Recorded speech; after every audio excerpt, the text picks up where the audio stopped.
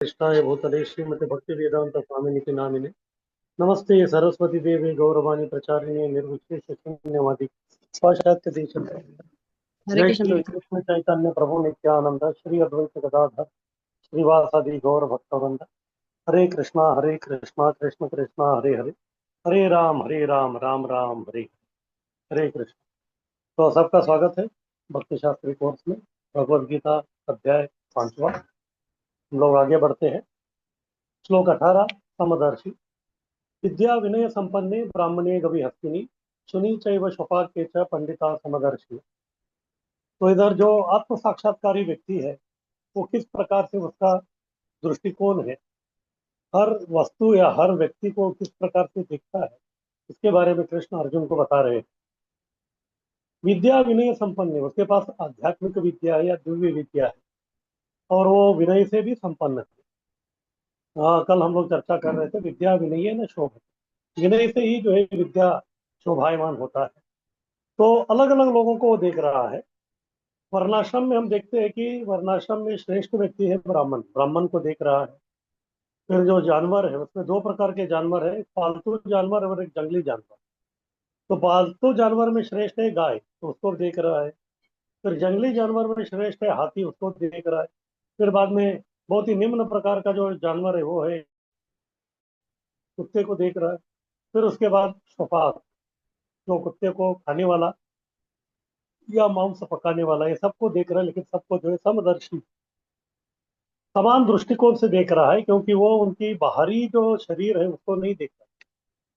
उनका जो बाहरी शरीर है उसको न देखते हुए और उसके अंदर जो बैठा हुआ जो आध्यात्मिक स्फुलिंग है, यानी कि उनका जो आत्मा है, आत्मा को डायरेक्ट देख रहा है। उसका वो एक्सरे विजन का जो है एक्सरे विजन है। जैसे एक्सरे में हम देखते हैं कि वो अंदर बाहर का जो चमड़ा है तो वो नहीं दिखता, अंदर जो है हड्डी को क्या हो गया वो दिखता है। इसी प्रकार से ये व्यक्ति शरीर को न देखते हुए डायरेक्ट जो है आत्मा को देख रहा है। जिस प्रकार से भगवान भी जो है परमात्मा के रूप में जो है हर हृदय में निवास करते हैं, तो उसी प्रकार से ये व्यक्ति भी हर एक जो जीव है उसमें जो है उस परमात्मा का और जीवात्मा का दर्शन कर रहा है। आगे की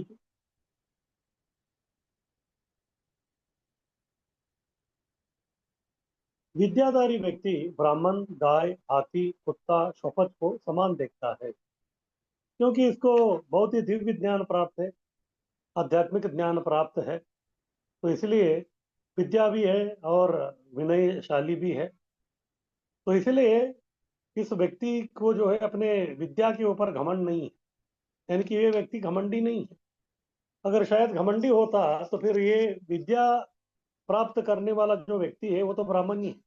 इसीलिए वो केवल ब्राह्मण को ऊंचा देख सकता है, लेकिन बाकी लोगों को नहीं देख सकता। लेकिन ये व्यक्ति विद्या के साथ विनयशाली भी है। इसलिए विनयशाली होने के कारण वो व्यक्ति सबको एक ही दृष्टिकोण से देख रहा है, ब्राह्मण को, गाय को, हाथी को, कुत्ते को, शपथ को। जिस तरह भगवान समदर्शी होकर सब योनि में वास करते हैं, उसी तरह जो आत्मा भौतिक वस्तु परमात्मा का ज्ञान पाया है वह सब में भगवान को देखकर समदर्शी बनता है। तो जिस प्रकार से भगवान भगवान जो है परमात्मा के रूप में जो है हर एक के हृदय में जो है वो विराजमान है। भले ही वो चींटी का हो, हाथी का हो, या ब्राह्मण का हो, राक्षस का हो, किसी का भी हो, सभी जीवात्माओं के हृदय में जो है वो परमात्मा के रूप में जो है उधर है। तो जिस प्रकार भगवान भी जो है समदर्शी है और सब योनि में वो वास करते हैं, उसी तरह ये व्यक्ति आत्मा हो, आत्मा यानी कि वो दिव्य वस्तु है या फिर कोई भौतिक वस्तु, जिस प्रकार से परमात्मा का ज्ञान भी ये व्यक्ति पाया है, तो सब में भगवान को देखकर समदर्शी बनता है। तो इधर ये व्यक्ति सब देखता है। एक है भौतिक वस्तु, दूसरा है आध्यात्मिक वस्तु यानी कि आत्मा, फिर बाद में भौतिक वस्तु या आध्यात्मिक वस्तु दोनों का कंट्रोलर यानी कि नियंत्रक कौन है, वो है परमात्मा। उनको भी देखता है। तो यही संपूर्ण ज्ञान है। तो संपूर्ण ज्ञान क्या है, व्यक्ति को भौतिक वस्तु यानी कि भौतिक जगत का भी जो है उसको ये होना चाहिए ज्ञान, और आध्यात्मिकता के बारे में, आध्यात्मिक जगत का बारे में भी वो अवगत होना चाहिए। फिर दोनों को जो नियंत्रक है परमात्मा, उनको भी वो जानना चाहिए, क्योंकि सबको देखता जानता है। विशेष रूप से ये व्यक्ति परमात्मा को जानता है तो इसके लिए जो है वो व्यक्ति डायरेक्ट जो है भौतिक वस्तु में भी आत्मा को देखता है, यानी कि शरीर, भौतिक शरीर के अंदर भी आत्मा को देखता है, फिर उस आत्मा के साथ में जो परमात्मा बैठे हैं उनको भी वो व्यक्ति देखता है। इस प्रकार से समदर्शी बना है, क्योंकि वो व्यक्ति भौतिक वस्तु या भौतिक शरीर को देखता ही नहीं। आगे आगे है श्लोक 19। समता में स्थित निर्दोष व्यक्ति ब्रह्म में स्थित है। इस प्रकार जो व्यक्ति केवल जो है आत्मा को देख रहा है, आत्म साक्षात्कारी व्यक्ति है, तो फिर वो जो व्यक्ति है बहुत ही निर्दोष है। निर्दोष क्यों है? निर्दोष इसीलिए है कि वो किसी को भी जो है दोषी नहीं समझता। उसको मालूम है ये जो ब्राह्मण, ये जो बद्धात्मा जो है वे ब्राह्मण के शरीर में इसीलिए है क्योंकि उसको दिया गया स्वतंत्रता का वो अपने पूर्व जन्म में सही प्रकार का सदुपयोग किया, यानी कि उसने अच्छा कर्म किया था, इसलिए जो है वो ब्राह्मण बना। इसी प्रकार से दूसरा बद्ध आत्मा जो है उसको दिया गया जो आजादी या स्वतंत्रता जो है उसका उसने दुरुपयोग किया, पाप कृत्य किया था, इसलिए वो चांडाल बना है। तो इस प्रकार से एक दृष्टि से देखा जाए तो ब्राह्मण और वो जो चांडाल है वो महत्वपूर्ण नहीं है, क्योंकि अगले जन्म में भी हो सकता है कि चांडाल ब्राह्मण बने या फिर ब्राह्मण चांडाल बने। तो इसलिए जो है केवल ये भारी वस्त्र है, ये सब जो है भारी वस्त्र है, तो इसके बारे में वो ज्यादा सोचता नहीं है। बस अंदर जो जीवात्मा जो बैठे हैं तो उनको देखते हैं। इस प्रकार से वो व्यक्ति परमात्मा को भी देखते हैं, परमात्मा को देखने के कारण ये व्यक्ति ब्रह्म यानी कि पर ब्रह्म में स्थित है। यह एव त अर्जितः सर्गो येषां साम्ये स्थितं मनः निर्दोषम ही समम ब्रह्म तस्मात् ब्रह्मणि ते स्थितः। यह एव स अर्जिता, यह यानी कि यह जो है, यह ये वो यानी कि इसीलिए यह यानी कि ये जो है ते अर्जित है। अर्जित यानी कि ये ज्ञान उसने अर्जन किया है, प्राप्त किया है। कहाँ? सर्गो, सर्गो यानी कि ये जो भौतिक सृष्टि है इसमें, येषाम साम्य स्थितम स्थितम मनः, इतना सब वो इस भौतिक जगत में देख रहा है, अलग अलग प्रकार के विविधता दिख रहे हैं, लेकिन फिर भी जो है उसका मन जो है वो समानता से भरा हुआ है। साम्य यानी कि समानता, समानता में वो स्थित है मन। इस प्रकार से वो व्यक्ति समदर्शी है। निर्दोषम ही समम ब्रह्म तस्मात् ब्रह्मणि ते स्थितः। क्योंकि ये व्यक्ति निर्दोष है, किसी में जो है दोष नहीं देख रहा है, उसको मालूम है कि इसका ये जो दोष है ये बाहरी वस्त्र है, इस प्रकार का बाहरी वस्त्र का दोष उसे कोई लेना देना नहीं है। समम ब्रह्म, इस प्रकार से वो व्यक्ति सम ब्रह्म के समान बन जाता है, ब्रह्म के समान यानी कि समदर्शी बन। इस प्रकार से वो व्यक्ति तस्मात् ब्रह्मणि ते स्थितः, इस प्रकार से वो पर ब्रह्म में जो है वो स्थित हो जाता है, यानी कि भगवत साक्षात्कार इस व्यक्ति को हो जाता है। आगे कीजिए।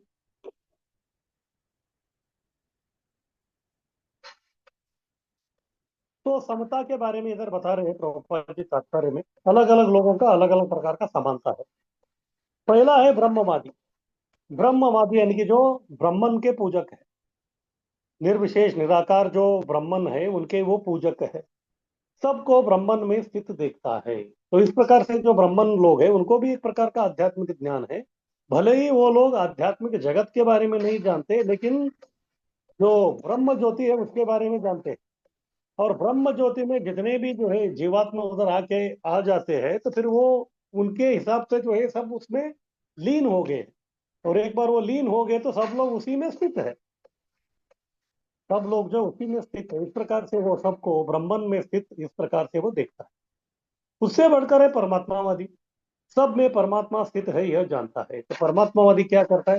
सभी जो जीवात्मा है उनको देखता है, और हर एक जीवात्मा के हृदय के में जो है परमात्मा के रूप में भगवान स्थित है ये वो जानता है। इस प्रकार से वो समानता दिखाता है। तो ब्रह्मवादी ब्रह्म ज्योति में जो लीन लोग हैं उनके प्रति वो समानता दिखाता है। तो फिर परमात्मावादी सभी बद्ध आत्मा जो है उनके हृदय में परमात्मा को देखते हुए समदर्शी बनता है। और तीसरा जो भक्त है वो जानता है कि सब भगवान की इच्छा से ही हो रहा है, अतः सुख और दुख समान देखता है। लेकिन भक्त जो है ब्रह्मवादी परमात्मावादी से परे है, क्योंकि वे भगवानवादी, भगवानवादी यानी कि भगवान के बारे में जानता है, भगवान की लीला के बारे में जानता है। और भली बात ये व्यक्ति समझता है कि भगवान की इच्छा से ही सब कुछ हो रहा है। जैसे हम लोग चर्चा भी कर रहे थे कि भगवान की अनुमति के बिना जो इधर कुछ नहीं होता, तो इस प्रकार से जो है भगवान की इच्छा से ये सब हो रहा है। तो फिर जीवन में जो अगर सुख आया दुख आया तो वो समझता है कि ये भगवान की इच्छा थी या मेरा विगत कर्म के कारण आ रहा है, इसलिए जो है वो शांत रहता है। इस प्रकार से सुख आ गया या दुख आ गया तो उसको जो है समान दृष्टिकोण से वो देखता है। सुख आ गया तो वो सोचता है कि सुख के वो काबिल नहीं है, सुख के वो योग्य नहीं है, ये केवल भगवान की जो है सहेतु की कृपा है, उसके कारण जो है उसको वो सुख प्राप्त हुआ है। अगर दुख आता है तो फिर वो सोचता है कि मुझे तो ज्यादा दुख आना चाहिए था, लेकिन भगवान ने एक दुख को बहुत कम किया है। इस प्रकार से दोनों तरफ से सुख आए या दुख आए दोनों श्रेय भगवान को देता है। इस प्रकार से जो है वो व्यक्ति शांत रहता है। आगे की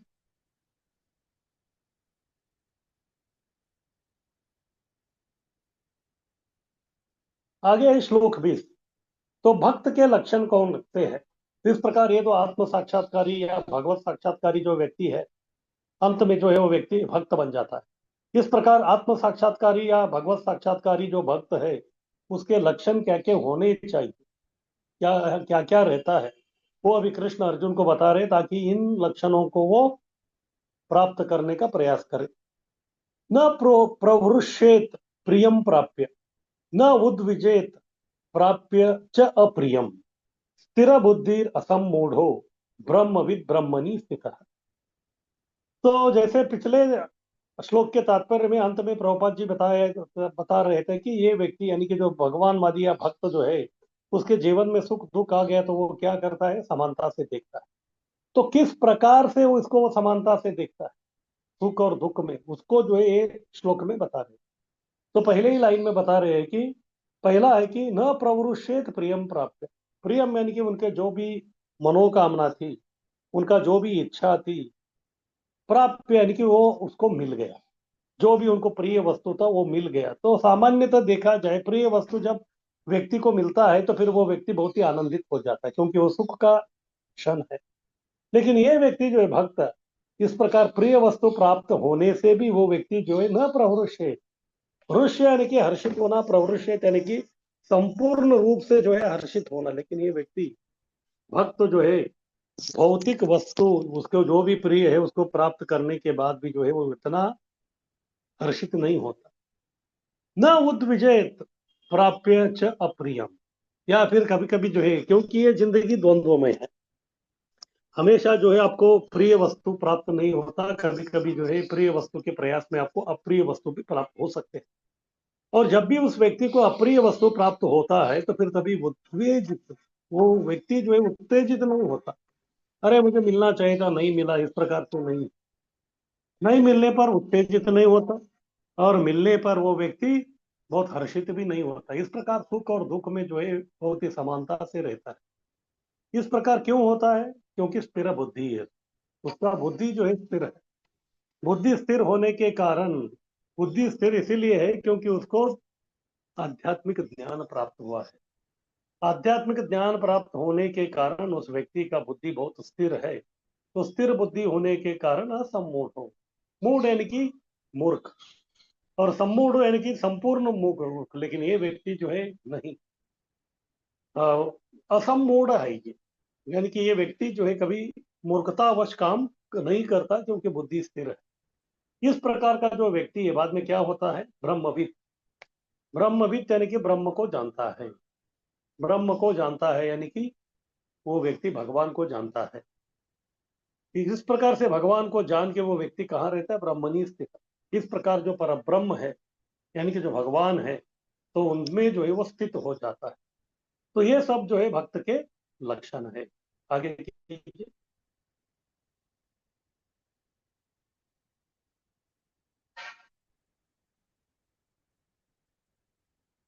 प्रिय वस्तु पाकर हर्षित या खोकर दुखी नहीं होता है। तो जैसे मैं बता रहा था, दोनों जो है भगवान के लिए काम कर रहा है। वो मूल रूप से वो व्यक्ति भगवान के लिए काम कर रहा है, तो फिर उसमें जो भी उसको रिजल्ट आएगा या जो भी फल प्राप्त होगा वो तो भगवान को ही अर्पण करने वाला है। क्योंकि सब कुछ भगवान को अर्पण करने के कारण अगर उस प्रयास में अगर उसको प्रिय वस्तु प्राप्त होता है तो फिर वो ज्यादा हर्षित नहीं होता। या प्रिय वस्तु प्राप्त नहीं हुआ होता तो फिर वो दुखी भी नहीं होता, क्योंकि कर्म फल से अनासक्त है ये व्यक्ति। ये जो भक्त है, कर्म फल से अनासक्त होने के कारण जो भी वस्तु उसको मिले, प्रिय और अप्रिय, उससे जो है वो उसका बदलाव जो है, परिवर्तन नहीं आता। इसलिए वो व्यक्ति स्थिर बुद्धि में है, क्योंकि उसके जिंदगी में आने वाला कोई भी सुख या जिंदगी में आने वाला कोई भी दुख जो है उसको विचलित नहीं कर, वो असमूढ़ है। विचलित नहीं होने के कारण, उसका मन विचलित नहीं होने के कारण उसका बुद्धि भी विचलित नहीं होती। इस प्रकार से बुद्धि भी विचलित न होने के कारण वो व्यक्ति स्थिर बुद्धि में है। तो ये सब जो है अर्जुन को कृष्ण इसीलिए बता रहे हैं क्योंकि वो अभी दुखी है। क्यों दुखी है? क्योंकि उनको लग रहा कि उनके जो प्रिय वस्तु है अभी उसको खोने वाले। उनके प्रिय वस्तु कौन है? उनके जो स्वजन है, संबंधी संबंधी जो है उनके, तो उनको खोने का डर उनको है। तो इसीलिए जो उनको इस प्रकार का दुख आ रहा है। लेकिन इधर बोल रहे कि क्योंकि आप जो इस प्रकार दुख कर रहे हैं, तो इसीलिए जो आपका बुद्धि स्थिर नहीं है। बुद्धि स्थिर नहीं होने के कारण आप विषाद के ऊपर विषाद कर रहे हैं, और हाथ में जो है गांडीव को भी धारण नहीं कर पा रहे हैं। इतना जो है बुद्धि बुद्धि जो है आपका मूढ़ हो गया है। इसीलिए मोहित नहीं है ये व्यक्ति, क्योंकि बुद्धि स्थिर है, इसलिए मोहित नहीं है। तो इसलिए अर्जुन को बोल रहे कि आप मोहित इसलिए हो क्योंकि आपका बुद्धि स्थिर नहीं है, क्योंकि आप जो भी आपका प्रिय वस्तु है या जो लग रहा है उसको खोने का डर या भय जो है आपको सता रहा है। तो इस प्रकार से जो है आपको समान दृष्टि से ये सब देखना चाहिए। प्रिय वस्तु खोकर भी आपको दुखी नहीं होना है। इस प्रकार से आप स्थिर बुद्धि प्राप्त करेंगे तो तभी जो है ये जो मोहवश आप जो विषाद कर रहे हैं ये नहीं हो। ब्राह्मण परमात्मा भगवान को जानकर ब्रह्मविद बनता है। ब्रह्मविद यानी कि परम सत्य के जो तीन अनुभूति है, ब्रह्मन, परमात्मा, भगवान। विद यानी कि जानना। ब्रह्म यानी कि पर ब्रह्म यानी कि परम सत्य। परम सत्य के तीनों जो पहलू है उसको ये व्यक्ति जानता है। ब्रह्मन, परमात्मा, भगवान को जानकर ये व्यक्ति ब्रह्मविद बनता है। कृष्ण भावना में दिव्य स्तर पर है। इस प्रकार से ये व्यक्ति कृष्ण भावना में के दिव्य स्तर पर है। क्यों? जो भी वो काम कर रहा है वो भौतिक भावना में नहीं कर रहा है। वो केवल कृष्ण भावना में, दिव्य भावना में, आध्यात्मिक भावना में वो सब काम कर रहा है। इस प्रकार से जो है वो व्यक्ति स्थिर है। तो अर्जुन को ये श्लोक सुना के कृष्ण ये बतलाना चाहते हैं कि आपके लक्षण इसके पूरे विपरीत है। ये जो 5 लक्षण है, 5 लक्षण में एक भी लक्षण जो है आपको फिट नहीं होता। आप जो है पहले दुखी हो रहे, इसलिए स्थिर बुद्धि नहीं है, इसलिए आप मोहित हो गए हैं। क्यों? क्योंकि आप पर ब्रह्म के बारे में नहीं जानते, या फिर कृष्ण भावना के दिव्य स्तर पे आप नहीं, इसलिए आप विषाद कर रहे हैं। इतना सब लक्षण बताने के बाद कृष्ण अर्जुन से यही चाहते हैं कि वो तुरंत जो है वो भक्त बन जाए। आगे कीजिए।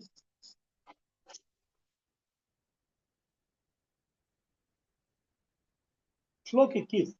अन्य लक्षण क्या है वो बता रहे हैं। बाह्य स्पर्शेशु असक्तात्मा विंदन्त्यात्मनि यत् सुखम स ब्रह्म योग युक्तात्मा सुखम अक्षयम अश्नुते। तो इस प्रकार का व्यक्ति, इस प्रकार का जो कृष्ण भावना भावित हो गया है, उसका स्थिर बुद्धि है, वो विमोहित नहीं है, सुख दुख को समान दृष्टिकोण से देखता है। उसका और क्या लक्षण है? उसको सुखम अक्षयम अश्नुते, उसको सुख प्राप्त होता है, लेकिन कितना अक्षय सुख।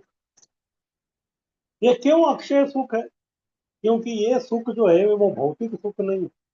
भौतिक सुख जो है वो क्षणिक है, थोड़ा समय के लिए रहता है, फिर उसके बाद जो है वो गायब हो जाता है। लेकिन अक्षय सुख जो है वो केवल आध्यात्मिक सुख है। आध्यात्मिक सुख जो है वो कभी खत्म नहीं होता, वो अक्षय है, बढ़ता रहता है। इसी को चैतन्य महाप्रभु अपने शिक्षाष्टकम में बोलते हैं, पहले ही श्लोक में। आनंदाम्बुधि वर्धनम प्रतिपदम पूर्णामृता स्वाधनम। वो कह रहे हैं कि आनंद जो है पग पग पे जो है वर्धन हो रहा है। सुख जो है पग पग पे वर्धन हो रहा है, लेकिन अक्षय हो रहा है। इस प्रकार का अक्षय सुख ये व्यक्ति प्राप्त करता है। तो और क्या लक्षण है इसके? बाह्य स्पर्शेशु असक्तात्मा। बाह्य स्पर्श यानी कि जो बाहरी दुनिया है, बाहरी दुनिया से वो स्पर्श कैसे करता है? अपनी इंद्रियों के माध्यम से। अपने इंद्रियों के माध्यम से बाहरी दुनिया को वो स्पर्श करता है, लेकिन उसके प्रति अनासक्त है, असक्त या अनासक्त है, उससे उसका कोई लेना देना नहीं। हालांकि उसके जो भी इंद्रिय है अपने अपने विषय वस्तु पर वो टिके रहते हैं, लेकिन उससे जो है ये व्यक्ति विचलित नहीं होता। ये व्यक्ति जो है विचलित नहीं होता, क्योंकि मन और बुद्धि को जो है भगवान में लगाया है, स्थिर बुद्धि है। विंजनतात्मनि यत् सुखम, इस प्रकार से जो है बाह्य स्पर्श जो हो रहा है भौतिक जगत से, उसके प्रति ये अनासक्त है। तो इसीलिए जो विंदती इंदती यानी कि प्राप्त करता है क्या, आत्मनि यत् सुखम, उसको जो सुख प्राप्त हो रहा है वो आत्मा के स्तर पे है। यानी कि उसका आत्मा जो है वो सुख को अनुभव कर रहा है। ये जो है भौतिक सुख नहीं है, ये आध्यात्मिक सुख है। आध्यात्मिक सुख होने के कारण उसका आत्मा भी जो है वो रंजित हो रहा है। तो ब्रह्म योग युक्त आत्मा, इस प्रकार से वो व्यक्ति ब्रह्म योग, ब्रह्म यानी कि पर ब्रह्म यानी कि भगवान, योग यानी कि जुड़ना, इस प्रकार से वो इस व्यक्ति को आध्यात्मिक सुख प्राप्त होने के कारण ये व्यक्ति का एकमात्र काम है कि क्या, ब्रह्म योग युक्त आत्मा, इस प्रकार भगवान से जुड़ा हुआ है। भगवान से जोड़ने के कारण युक्त आत्मा यानी कि योग्य आत्मा, यानी कि योग्य प्रकार का वो व्यक्ति जीवात्मा बन गया है। और इस प्रकार का जो व्यक्ति है उसी को जो है सुखम अक्षयम अश्नुत, वही जो है अक्षय सुख को प्राप्त करता है, क्योंकि ये सुख आध्यात्मिक है, भौतिक नहीं है। क्योंकि भौतिक सुख जो है थोड़ा समय के लिए रहता, फिर बाद में वो फिर से गायब हो जाता। आगे की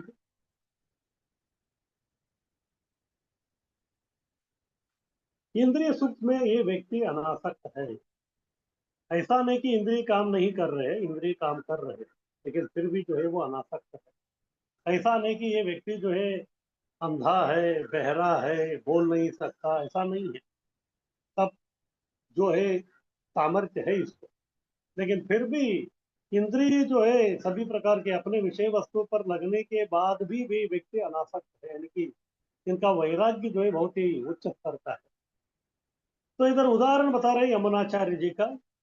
यमुनाचार्य जी जो है श्री वैष्णव के बहुत बड़े आचार्य हुए। तो वो बोलते हैं, मैं काम विकार पर थूकता हूँ। तो वो बोल रहे कि काम विकार पर थूकता हूँ, क्यों थूकते हैं, क्योंकि उनका मन बुद्धि जो है पूरा भगवान में रत है। भगवान में रत होके उनको जो है अक्षय सुख प्राप्त हो रहा है। अक्षय सुख जो व्यक्ति भक्ति से जो प्राप्त कर रहा है उसको बाकी जो तुच्छ जो जीव है, जिनको जो है भौतिक संसार में जो है भौतिक सुख यानी कि काम सुख जो मिलता है, तो उसके प्रति जो है इनका कोई आसक्ति नहीं। अगर इस प्रकार से जो है अगर गलती से भी काम विकार या काम विचार आता है तो फिर उसके ऊपर जो है तुरंत उठते हैं, यानी कि उनको वो नहीं चाहिए। जैसे हम भी देखते हैं कुछ लोगों का आदत रहता है, जैसे वो जाते हैं तो उधर कुछ तो गंदगी है तो फिर लोग उधर थूकते हैं, क्योंकि उनको अच्छा नहीं लगता। जो काम विचार जिसके कारण ये पूरा जो है संसार चल रहा है, और इस संसार में लोगों को जो है अगर बहुत ही उच्च यानी कि भौतिक दृष्टिकोण से उच्चतम अगर सुख प्राप्त होता है तो फिर वो है काम भावना का। लेकिन अभी ये व्यक्ति जो आध्यात्मिक व्यक्ति है वो भगवान की भक्ति से इस प्रकार उच्च कोटि का व्यक्ति बन गया है कि उसको बाकी अन्य लोगों को जो सुख प्राप्त होता है उसके प्रति इसका रंच मात्र भी जो उसके प्रति आकर्षण नहीं। इसलिए यमुनाचार्य बोल रहे कि मैं काम विचार पर थूकता हूँ। एक दिन प्रभुपाद जी अपने प्रवचन में यही बताया, यमुनाचार्य जी इस प्रकार वो बोलते थे करके।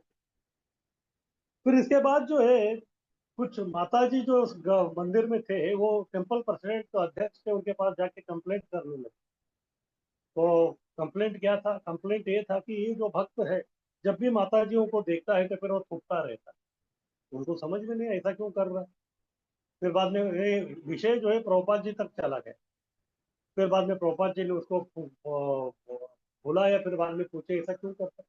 आप ही ने तो बोला था काम विचार पर मैं थूकता हूँ। तो फिर प्रभुपाद जी उनको बोले इसका अर्थ वो नहीं है, इसका अर्थ है कि आपके अंदर उस प्रकार का विचार नहीं आना चाहिए। इससे जो है माताओं जो भक्त लोग है वैष्णव है उससे कोई लेना देना नहीं, इस प्रकार का हरकत आप बंद कर दो करके प्रभुपाद जी उसको बताए। तो आगे बता रहे हैं कि इस प्रकार क्यों वो बोल रहे हैं, क्योंकि परब्रह्म में एकाग्र होकर समाधि में उसमें अनंत सुख पाया। तो ये व्यक्ति जो है पर ब्रह्म में एकाग्र हुआ है, अपना सभी इंद्रिया, मन, बुद्धि, अहंकार सब कुछ जो है भगवान के सेवा में तल्लीन हो गया। तो तल्लीन जो होना है वही है समाधि। जी यानी कि बुद्धि, सम यानी कि सम्यक, सम्यक यानी कि पूरी तरह से बुद्धि इसके नियंत्रण में है। जब पूरी तरह से बुद्धि नियंत्रण में होता है तो उस अवस्था को समाधि कहते हैं। तो पिछले श्लोक में ही बताया कि ये व्यक्ति स्थिर बुद्धि वाला है, तो इस प्रकार से वो व्यक्ति समाधि में ही है। इस प्रकार समाधि में एकाग्र भगवान के सोच में ही है, तो फिर उसको जो है अनंत सुख प्राप्त हो रहा है। तो फिर उसका दूसरा जो है वस्तु, उसके प्रति जो कोई आकर्षण नहीं। जैसे नामाचार्य हरिदास ठाकुर जी, वो जो है हरिनाम से ही जो है अनंत सुख को प्राप्त करते थे। लेकिन वो गांव में जो है, जो रामचंद्र खान था उसको ये अच्छा नहीं लगता था, इसलिए हरिदास ठाकुर को नीचा दिखाना चाहता था। अगर कोई व्यक्ति को मुझे नीचा दिखाना है तो उसके दो तरीके होते हैं, एक तो मैं उससे भी परे चला जाऊं, या फिर उसको जो है नीचे गिराऊं। क्योंकि ये रामचंद्र खान जो है ऊपर तो नहीं जा सकता था, इसलिए उन्होंने सोचा अभी इनको जो है मैं पतित सिद्ध करता हूं। इसलिए जो एक वेश्या थी, लक्ष्य हीरा, लक्ष्य हीरा इसलिए था क्योंकि उसको 1 लाख हीरे देने पड़ते थे काम के लिए, तो उसको भेज दिया गया। तो जब आए तो फिर नामाचार्य जी जो है अनंत सुख में रत थे हरिनाम का, उस दिन जो है उनकी तरफ देखे नहीं। फिर बाद में उन्होंने शिकायत किया, उन्होंने बोला कि आज नहीं हो गया, कल मैं आपका इच्छा पूर्ति करूंगा, कल भी नहीं हो गया। तो तीसरे दिन जो है, जब तक जो है वो क्या हो गई थी, वो भक्त बन गई। इस प्रकार से परब्रह्म में जब व्यक्ति एकाग्र हो जाता है, समाधि में है, अनंत सुख प्राप्त कर रहा है, तो इस प्रकार का तो तुच्छ जो काम भावनाएं वगैरह है उसके प्रति जो है उसका बिल्कुल लगाव नहीं रहे। काम सुख पर सारा संसार वशीभूत है। हम लोग देखते पूरा संसार जो है ये काम सुख पर ही चल रहा है। इसलिए इस भौतिक संसार को बोलते हैं मैथुन आगार। आगार यानी कि डिपो, जैसे बस डिपो रहता है ना, उसको बस आगार कहते हैं। तो इसी प्रकार से ये मैथुन आगार है। इधर बिना काम सुख के जो है ये दुनिया नहीं चलेगी। ये दुनिया चलाना है तो फिर काम सुख जो है अनिवार्य है। भौतिकवादी इसके कारण ही कर्म करते हैं, इतना सब कर्म करता है ताकि जो उसको इस प्रकार का सुख प्राप्त हो। तो श्रीमद् भागवत में ही 12वें स्कंद में जो है कलयुग के लोगों के बारे में वर्णन आता है। तो ये व्यक्ति जो है दिन भर जो है काम में अपना, यानी कि कार्य करने में जो अपना दिन गवाता है, फिर रात जो है एक तो नींद में गवाता है या फिर काम सुख में गवाता है। इस प्रकार अपना जो बहुमूल्य जो अस्तित्व मिला है उसको गंवा देता है। तो इसलिए प्रभुपाद जी बोल रहे हैं कि काम सुख पर पूरा संसार जो है वशीभूत है। भौतिकवादी इसके कारण ही कर्म करते हैं, अन्यथा जो है कर्म करने का कोई कारण नहीं है। लेकिन भक्त की कसौटी क्या है?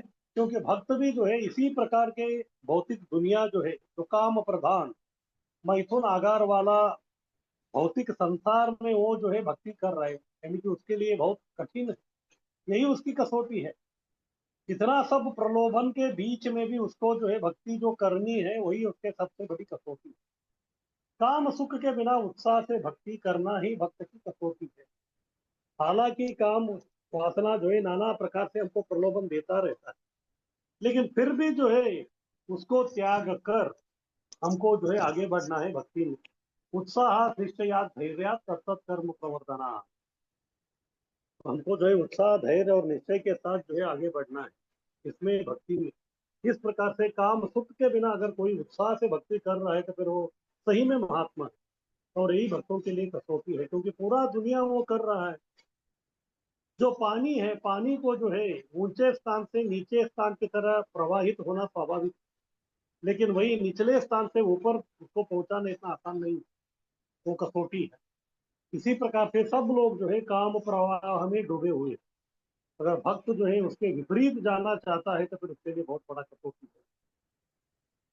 अब कृष्ण 22 और 23 में बताने वाले हैं कि इंद्रिय सुख कैसे मूर्खता है। अभी इधर तो बताया कि ये जो भक्त है उसको जो है ये इंद्रिय सुख से कोई लेना देना नहीं है, क्योंकि वो अंदर से सुखी है।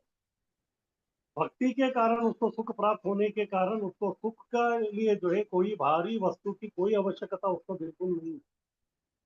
या बाहरी वस्तु का अपने सुख के लिए वो कभी प्रयास भी नहीं करता या फिर इच्छा भी नहीं करता। अभी आगे जो है कृष्ण बताने वाले कि जो लोग भक्त नहीं है और वो लोग जो है भौतिक वस्तुओं के बलबूते पे सुख को प्राप्त करने की चक्कर में है, तो वो जो है मूर्खता वाला इंद्रिय सुख है, इसमें कोई अर्थ नहीं। आगे की।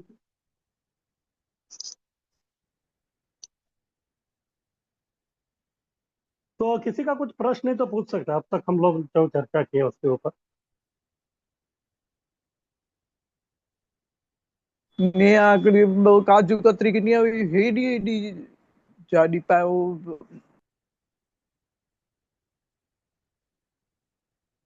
किसी का कोई प्रश्न? हरे कृष्ण प्रभु जी। हाँ, हरि बोल। प्रभु जी, परमात्मा और भगवान एक ही है ना, कि वो अलग है, है? लेकिन देखिए भगवान जो है वो पूर्ण पुरुषोत्तम भगवान है। जैसे कल हम लोग चर्चा कर रहे थे, वो जो है भगवान जो है श्याम सुंदर, वो अपने गोलोक वृंदावन में बंसी बजाते हुए अपनी लीला में उधर ही है वो। लेकिन जब भौतिक संसार को चलाना है तो फिर वो विष्णु को भेजते हैं। तो अलग अलग प्रकार के विष्णु हैं। एक है महाविष्णु यानी कि कारणोदकशाही विष्णु, वो उनके ही विस्तार है। फिर बाद में कारणोदकशाही का विस्तार है, वो है गर्भोदकशाही विष्णु। फिर उसके बाद गर्भोदकशाही का विस्तार है, वो एक क्षीरोदकशाही विष्णु। और ये जो क्षीरोदकशाही विष्णु, जो गर्भोदकशाही विष्णु का विस्तार है, वही परमात्मा। तो इस प्रकार से जो है परमात्मा, वो इस भौतिक संसार में, आध्यात्मिक संसार में, आध्यात्मिक जगत में परमात्मा लोक करके या परमात्मा का कोई स्थान नहीं हो, केवल भौतिक संसार में है। भगवान हमेशा आध्यात्मिक जगत में रहते, वैसे परमात्मा हमेशा भौतिक जगत में ही रहते। तो उनका अंश, भगवान का अंश परमात्मा है। हाँ जी, अंश नहीं, अंश के अंश के अंश के अंश है वो। और तो इसलिए परमात्मावादी और भक्त में अंतर है। जी हाँ प्रभु। जी, इसीलिए उनका जो साक्षात्कार है परमात्मावादी का, उसको आंशिक साक्षात्कार बोलते हैं, वो पूर्ण नहीं है। उसमें जो है केवल सत्य और चित्त है, उसमें आनंद नहीं है उतना। लेकिन जो भगवान साक्षात्कारी है उसको सच चित्त आनंद तीनों मिलता है, वो सही प्रकार से उसका पूर्ण साक्षात्कार है और संपूर्ण जो है उसको आनंद प्राप्त होता है। जी प्रभु जी, मुझे वही डाउट था, हरि बोल। परमात्मावादी और भक्त अलग है। हाँ जी जी। प्रभु जी।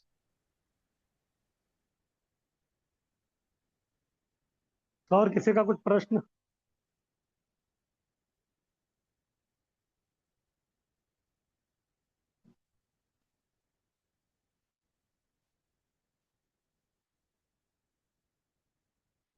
तो ठीक है, किसी का कुछ प्रश्न है तो आगे बढ़ते हैं। तो आगे बता रहे हैं कि ये जो भौतिक सुख है, जिसके कारण सभी जो है बद्धात्मा जकड़े हुए हैं, वो किस प्रकार से मूर्खता है। श्लोक 22। आदि अंत के भौतिक सुख में बुद्धिमान भाग नहीं लेता। तो जैसे मैं बता रहा था, ये भौतिक सुख जो है कुछ समय तक रहता है, फिर उसके बाद जो है वो गायब हो जाता है, यानी कि हमेशा के लिए नहीं रहता। इस प्रकार का जो क्षणिक सुख है उसमें जो है बुद्धिमान व्यक्ति जो है वो कभी भाग नहीं लेता या उसके प्रति आसक्त नहीं होता। यही संस्पर्शजा भोगा दुख यो नव येवते आद्यंतवंत कौंतेय नतेषु रमते बुधः। बुधः, बुधः यानी कि बुद्धिमान व्यक्ति। बुद्धिमान व्यक्ति क्या करता है? न तेषु रमते, रमते यानी कि आनंद लेना। ये व्यक्ति भौतिक जो सुख है उसमें आनंद नहीं लेता। क्यों नहीं लेता? कारण बता रहे हैं। यही संस्पर्शजा भोग, ये जो भोग यानी कि ये जो भौतिक सुख उसको जो प्राप्त हो रहा है, वो क्यों हो रहा है? संस्पर्श, स्पर्श यानी कि स्पर्श करना, संस्पर्श यानी कि संपूर्ण रूप से स्पर्श। क्योंकि जब उसके इंद्रिय विषय वस्तु को जब स्पर्श करता है तो तभी जो है उसको आनंद मिलता है। जैसे कोई व्यक्ति गार्डन में बैठा है, जब उसका जो नाक जो है वो उधर का सुगंध से स्पर्श करता है तो तभी जो है सुगंध का सुख उसको प्राप्त होता है। या अगर कोई व्यक्ति अपना आंखों से जो है कोई सुंदर वस्तु को देखता है, यानी कि आंखों की दृष्टि से जो है सुंदर वस्तु को स्पर्श करता है, तब जाके वो सुंदर वस्तु उसको एक प्रकार का सुख प्रदान करता है। या फिर जब तक जिह्वा के ऊपर हम लोग गुलाब जामुन को स्पर्श नहीं कराते, तब तक जो है वो सुख हमको प्राप्त नहीं होता। इस प्रकार से ये जो भौतिक भोग है या भौतिक सुख है वो संस्पर्श का भोग। जब तक वो स्पर्श नहीं होता कोई इंद्रियों का अपनी वस्तु के ऊपर, वो सुख या फिर वो भोग जो उसको नहीं मिलता। लेकिन ये क्या है, दुख यौन ये बते। जिस प्रकार से ये जो इंद्रिय जो है अपने विषय वस्तु के ऊपर स्पर्श करके जो सुख को जो प्राप्त कर रहे हैं वो सुख नहीं है, वो दुख ही है। क्यों? क्योंकि वो कब तक रहेगा? अगर मैं गार्डन में बैठा हूँ, फिर बाद में जो है सुगंध को मैं सूंघ रहा हूँ, वो कब तक रहेगा? जब तक मैं गार्डन में बैठा हूँ। ऐसा नहीं कि गार्डन छोड़ के मैं दूसरी जगह चाहूंगा तो तभी भी वो सुगंध रहेगा, नहीं, वो गायब हो जाता है। यानी कि जब तक वो स्पर्श है तब तक चलेगा, स्पर्श चला गया तो दुख आएगा। मेरे पहले जैसा नहीं है। अभी जब तक गुलाब जामुन मेरे जिह्वा पे है तो फिर जिह्वा को जो है वो स्वाद तो लगने लगे। लेकिन एक बार मैंने उसको खा लिया तो फिर वो खाली हो गया, फिर जो है वो सुख नहीं होगा। इस प्रकार से ये दुख यौन में ये बता। इधर दुख यौन में दो है, एक जो है दुख मिलता है, या फिर अगर कोई व्यक्ति केवल भौतिक सुख में ही अपना जीवन गंवा रहा है तो फिर उसको दुख में ही योनि प्राप्त होता है अगला जीवन, यानी कि उसका पतन निश्चित है। इस प्रकार का भोग में जो है बुद्धिमान व्यक्ति आनंद नहीं लेता है। क्यों? क्योंकि उनको मालूम है कि इस प्रकार का जो भौतिक भोग है उसका लक्षण क्या है, आद्यंतवंत, आदि और अंत। उसका आदि है, यानी कि गुलाब जामुन रखने से पहले वो सुख नहीं था, और जैसे मैंने रखा तो सुख आरंभ हो गया, और जैसे मैंने खा लिया तो फिर वो अंत हो गया।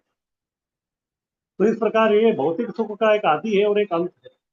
लेकिन आध्यात्मिक सुख का वैसा नहीं है। आध्यात्मिक सुख उसका जो है आदि और अंत नहीं है, क्योंकि वो शाश्वत है, हमेशा के लिए रहे।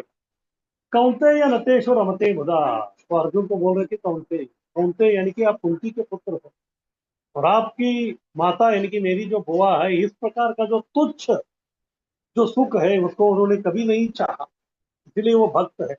और उनके पुत्र होने के कारण, हे कुंती के पुत्र कौनते, आप भी जो है कम से कम इस प्रकार का ये अशाश्वत जो सुख है इसके प्रति आप आसक्त न हो। इस प्रकार से जो उनको इधर समझा रहे हैं। आगे कीजिए।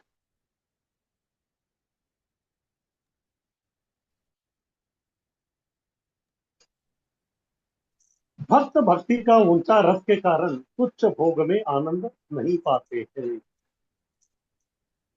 अभी ये जो सुख है उसका भी जो है अलग अलग श्रेणी है।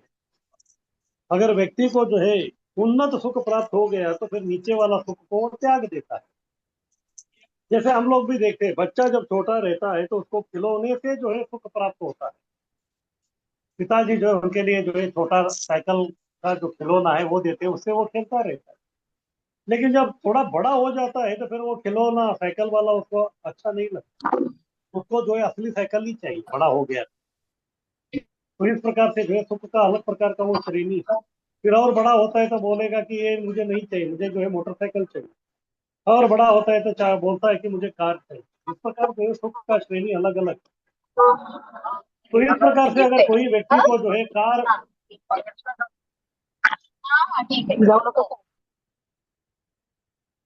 तो इस प्रकार से अगर कोई व्यक्ति को जो है बहुत बड़ा जो है मर्सिडीज कार ही मिला है तो फिर वो जो है साइकिल का इच्छा नहीं करेगा।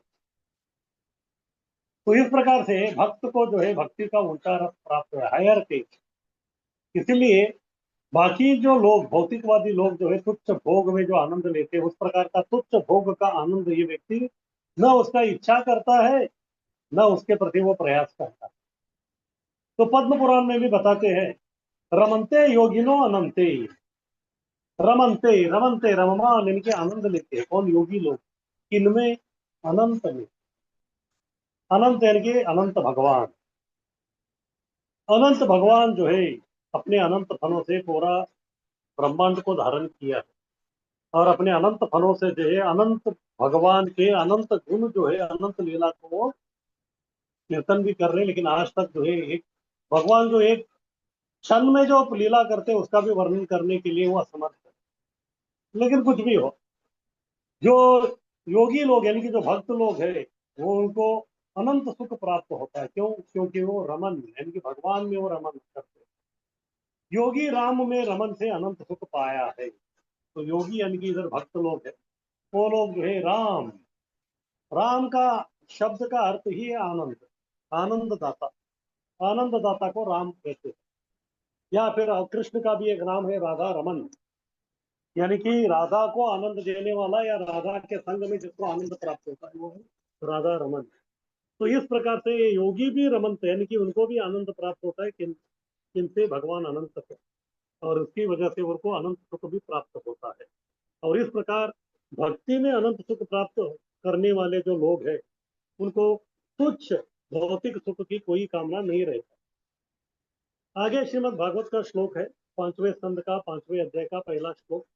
ये है ऋषभदेव राजा अपना पुत्रों को बता रहे हैं। नायम देहो देह भाजाम कष्टान कामान हरहति विद्भुजाम। तो वो बता रहे हैं कि तुच्छ भोग प्राणियों को भी प्राप्त है, इसलिए भक्ति सुख पाओ। तो जैसे आहार निद्रा भयमैथुनम च सामान्य ये तत् पशुभिर नरानाम धर्मो हितेश अधिको विशेष धर्मे नहीं न पशुभिर समान। तो हितोपदेश भी कहता है, क्या कहता है? 4 प्रकार के जो कार्य है वो सभी प्रकार के जीवों में समान है। आहार निद्रा भय मैथुन, ये जो है प्राणी भी करते हैं, और प्राणी तुल्य मनुष्य भी करता है। तो फिर प्राणी और मनुष्य में क्या अंतर है? धर्मो विशेष अधिको विशेष, धर्म ही जो एक प्रकार का विशेष काम है जो प्राणी नहीं करते, केवल मनुष्य करता है। अगर कोई व्यक्ति धर्म का पालन नहीं कर रहा है मनुष्य बन के, फिर क्या होगा? धर्म ही नहीं है ना, पशु भी समान। मनुष्य होके भी वो धर्म का पालन नहीं कर रहा है, तो पशु भी धर्म का पालन नहीं कर रहा है, तो फिर इनका और उनका जो है कोई अंतर नहीं है। तो ऐसा कह सकते हैं कि ये भी पशु की बिरादरी का व्यक्ति है। इसीलिए बोल रहे कि तुच्छ भोग प्राणियों को भी प्राप्त है, लेकिन मनुष्य जीवन प्राप्त करने के बाद भी प्राणियों को प्राप्त तुच्छ भोग के प्रति हमको प्रयास करने की कोई आवश्यकता नहीं, क्योंकि वो जो है सही प्रकार का सुख नहीं है।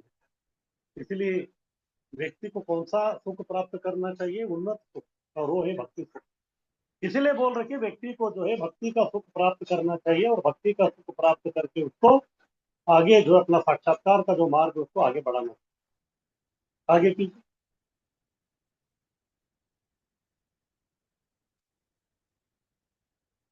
अभी आगे 23 से 26 में बता रहे हैं भक्त का आंतरिक तथा बाह्य व्यवहार क्या है।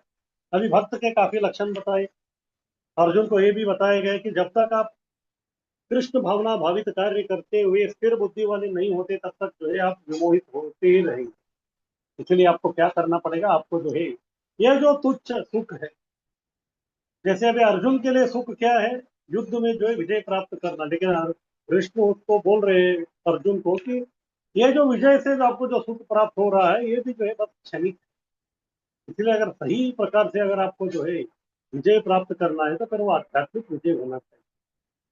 क्योंकि अर्जुन का एक नाम विजय करके है, इसलिए कृष्ण का एक नाम है विजय सखा। विजय सखा यानी कि अर्जुन सखा, पार्थ सखा। तो इसीलिए उनको अभी आगे बता रहे हैं कि आपको भक्त बनना है, तो उसके लिए आपके आंतरिक और बाह्य व्यवहार किस प्रकार से होना चाहिए, अभी वो आने वाले श्लोकों में बता रहे हैं 23 से 26। भक्त का आंतरिक तथा बाह्य व्यवहार। सबसे पहले आंतरिक व्यवहार बता रहे हैं 23 से 24, उसके बाद 25 और 26 में बाह्य व्यवहार बताएंगे। आगे की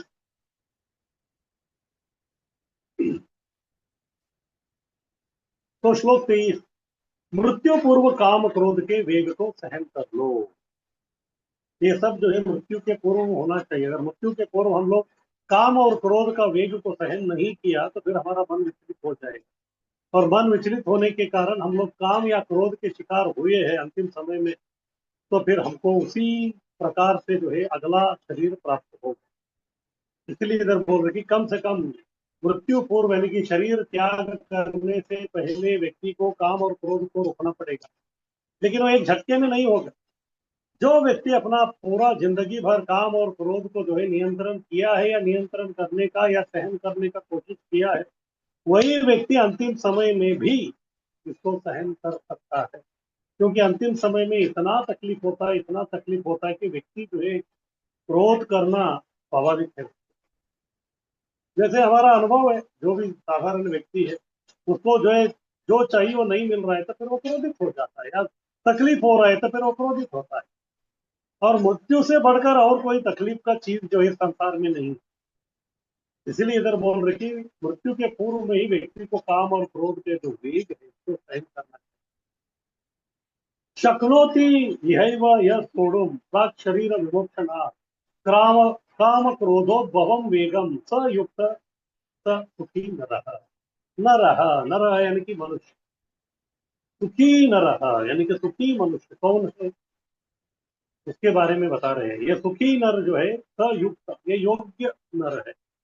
जो योग्य नर है, योग्य प्रकार का व्यवहार करता है, वही व्यक्ति जो है सुखी बन सकता है। तो किस प्रकार से ये सुखी बनेगा, उसको क्या करना है बोल रहे हैं।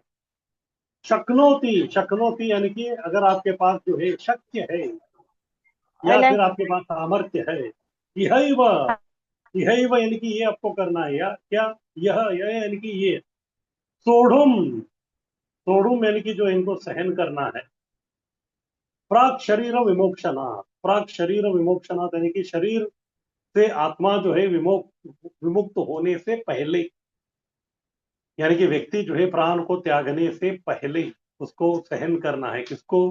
काम क्रोधोद्भवम वेगम, काम का आवेग और क्रोध का आवेग जिसको जो व्यक्ति सहन कर सकता है, प्राक शरीर विमोक्षणा, प्राण त्याग से पहले, वही व्यक्ति स युक्त, वो योग्य व्यक्ति है और वही व्यक्ति सुखी है।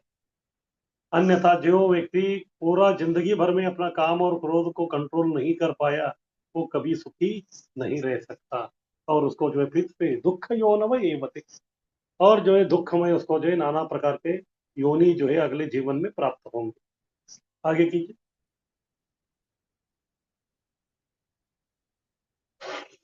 मृत्यु तक काम क्रोध रूप में माया के प्रभाव को सह लो।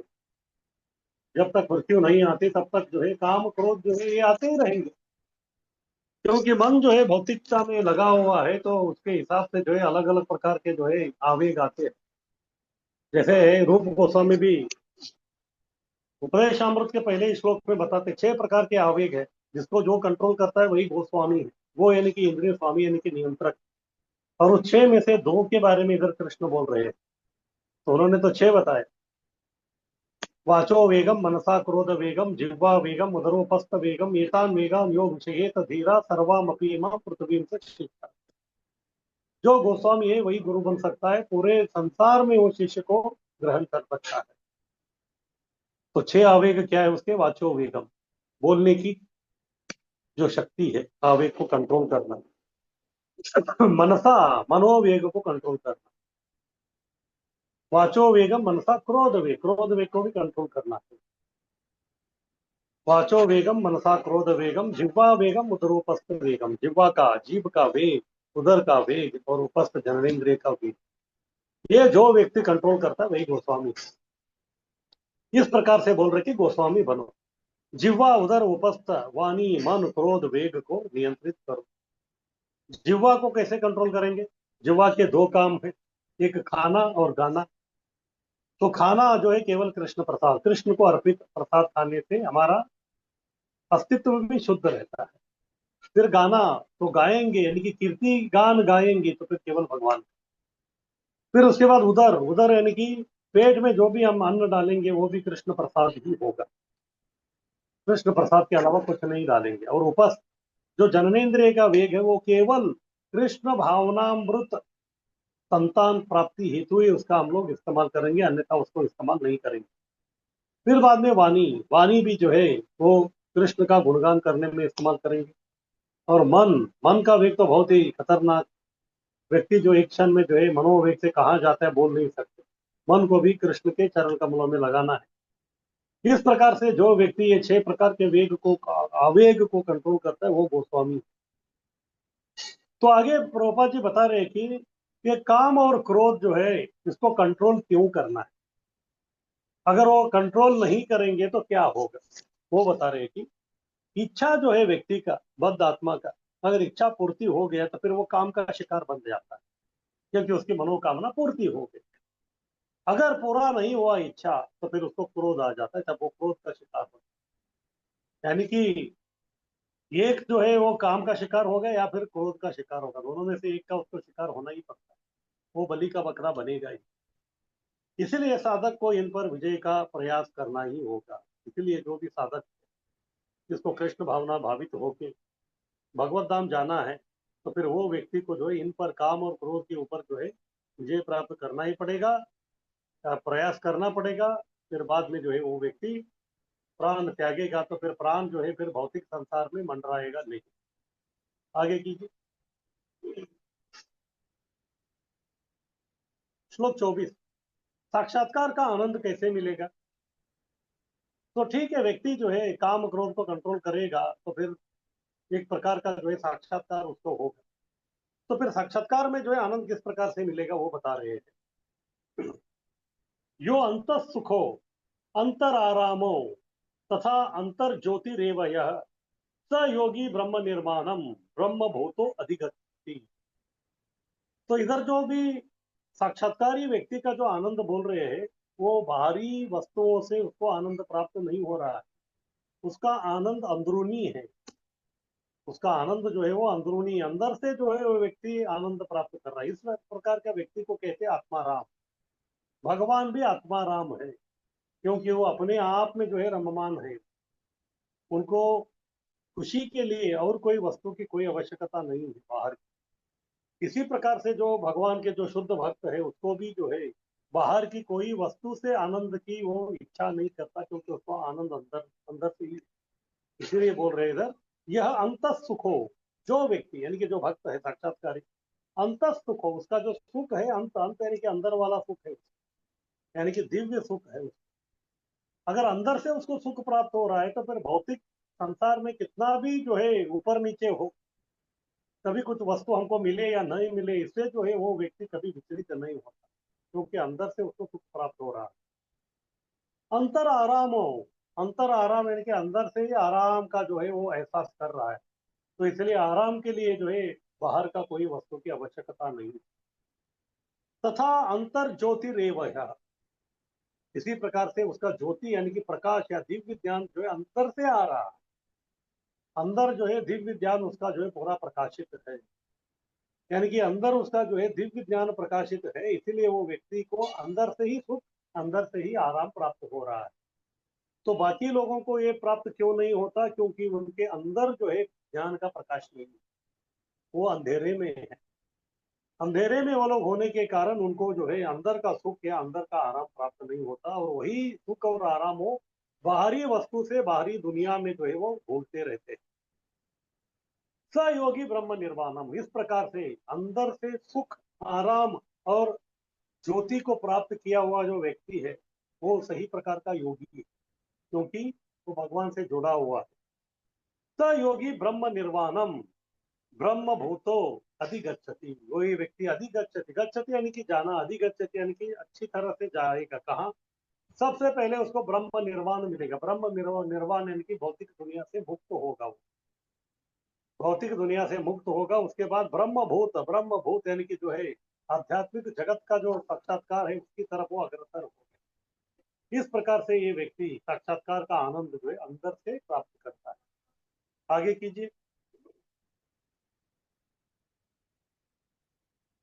जो अंदर से सुख, आराम, लक्ष्य को पाया है, वह बाहर से भी उन्हें पाएगा और ब्रह्मभूत स्तर पर आएगा। जैसे भौतिक व्यक्ति का सुख और आध्यात्मिक व्यक्ति का सुख में अंतर क्या है? तो भौतिक व्यक्ति का जो सुख है वो बाहर की वस्तुओं के ऊपर आधारित है। तो बाहर की वस्तु से जिसको आनंद मिल रहा है, वो व्यक्ति अंदर से भी सुखी है या आनंदी है, इसका हम लोग गारंटी नहीं दे सकते, क्योंकि वो क्षणिक है उसका। लेकिन जो भक्त है, जो साक्षात्कारी व्यक्ति है, वो अंदर से ही जो सुख प्राप्त हो रहा है, तो फिर वो सुख उसका बाहर भी दिखेगा। जैसे अगर किसी का मन और हृदय जो है प्रफुल्लित है, तो फिर वो उसके चेहरे पे दिखता है। चेहरा उसका प्रफुल्लित है, इसका मतलब उसका हृदय जो है प्रफुल्लित है। लेकिन इस प्रकार का प्रभाव जो है भौतिकता में जो है वो बिल्कुल नहीं होता, क्योंकि भौतिकता से प्राप्त हुआ जो सुख है, उससे जो है चेहरा हमेशा प्रफुल्लित रहेगा या खिला हुआ रहेगा, उसका जो है हम लोग आश्वासन नहीं दे सकते। तो इसलिए इधर बोल रहे कि जो अंदर से सुख को प्राप्त किया है, आराम को प्राप्त किया है, लक्ष्य को प्राप्त किया है, लक्ष्य यानी कि भगवान के संपर्क में आ गया, फिर वह बाहर से भी जो है उन्हें पाएगा और ब्रह्मभूत स्तर पर आएगा। ब्रह्मभूत जो है तीन प्रकार का हो सकता है, ब्राह्मण साक्षात्कार, परमात्मा साक्षात्कार है, भगवान साक्षात्कार। इसके लिए कैसे भी करके ऊंचा स्वाद पाना अनिवार्य। तो फिर प्रश्न उठता है कि अंदर से सुख कैसे मिलेगा उसको। उसके लिए उसको येन केन प्रकार है ना उन्नत रस वाला जो है सुख को प्राप्त करना अनिवार्य है। जब तक उसको उन्नत रस वाला सुख को प्राप्त नहीं करेगा तब तक उसको अंदर से सुख प्राप्त नहीं होगा। अंदर से सुख प्राप्त करने के लिए केवल एकमात्र मार्ग है, वो है उसको जो है अंदर से ऊंचा रस उसको प्राप्त करना। जैसे ध्रुव महाराज थे, ध्रुव महाराज जो है पहले उनको बाहरी वस्तु से सुख प्राप्त करने की इच्छा थी, क्योंकि उनकी सौतेली माँ ने उनको और उनके पिताजी के गोदी पे बैठने के लिए मनाही किया था। तो इसलिए वो स्थान से भी बढ़कर स्थान प्राप्त करने के लिए, यानी कि भौतिक वस्तु की कामना से उन्होंने भगवान का जो है साक्षात्कार करने का प्रयास चालू किया था। लेकिन वो करते करते अंदर से ही उनको इतना सुख, इतना आराम उनको मिलता गया, तो फिर बाहर की वस्तु से जो है कोई उनकी इच्छा नहीं थी। यहाँ तक जब भगवान भी सामने आ गए और भगवान उनको बोल रहे थे कि हे ध्रुव बोलो आपको क्या चाहिए, तो उन्होंने बोला मुझे कुछ नहीं चाहिए, क्योंकि अंदर से उनको सुख प्राप्त हो रहा है। तो ये होता है लक्षण, जिस व्यक्ति के अंदर से सुख प्राप्त होता है तो बाहरी कोई भी वस्तु की वो कामना नहीं करता। इसीलिए इधर बोल रहे कि कैसे भी करके व्यक्ति को ऊंचा स्वाद जो है पाना अनिवार्य है। जब तक ऊंचा रस वो प्राप्त नहीं करता तब तक उच्च रस का वो त्याग नहीं कर सकता। आगे कीजिए। आगे है श्लोक 25। ये हो गए उसके आंतरिक व्यवहार, अंदर से वो कैसा है, अंदर से ही उसको सुख आराम सब कुछ प्राप्त हो रहा है। तो फिर अभी उसके बाह्य व्यवहार कैसे। अभी ये जो अंदर के जो व्यवहार है ये सबको नहीं दिखता, वो समझने के लिए आपको भी वो लेवल में आना चाहिए। जब तक आप आत्म साक्षात्कारी नहीं बनते तब तक दूसरे व्यक्ति आत्म साक्षात्कारी है ही क्या नहीं आपको समझ में नहीं आता। अगर आप स्वयं आत्म साक्षात्कारी है तो दूसरे आत्म साक्षात्कारी को भी समझ सकते हैं कि उसके अंदर का क्या लक्षण है, आपको समझ में आ जाता है। तो फिर बाहरी दृष्टिकोण से इसका व्यवहार कैसे है, जो भक्त है इसके बारे में बता रहे हैं।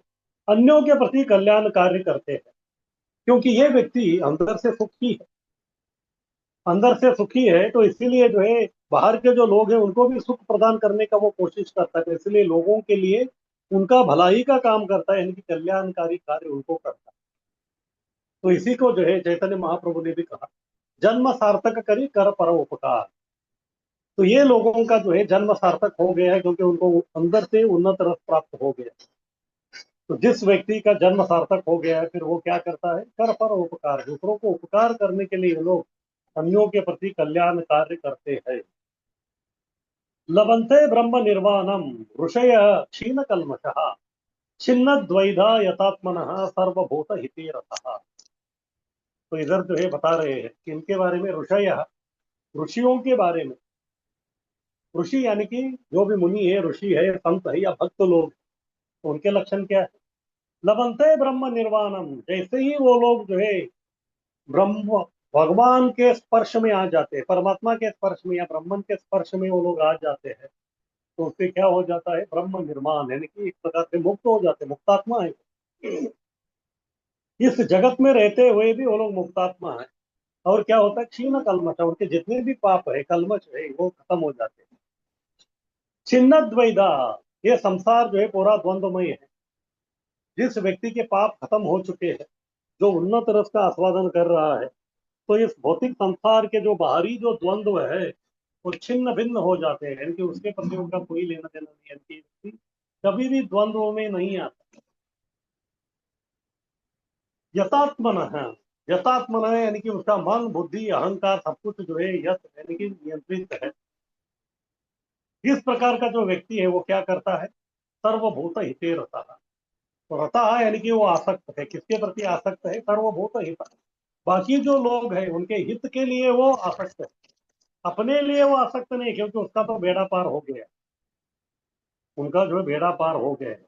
अगर मान लीजिए 4-5 लोग जो है नदी में डूब रहे, तो उसमें जो व्यक्ति तैर के बाहर आ जाता है तो वही व्यक्ति जो दूसरों को मदद कर सकता है।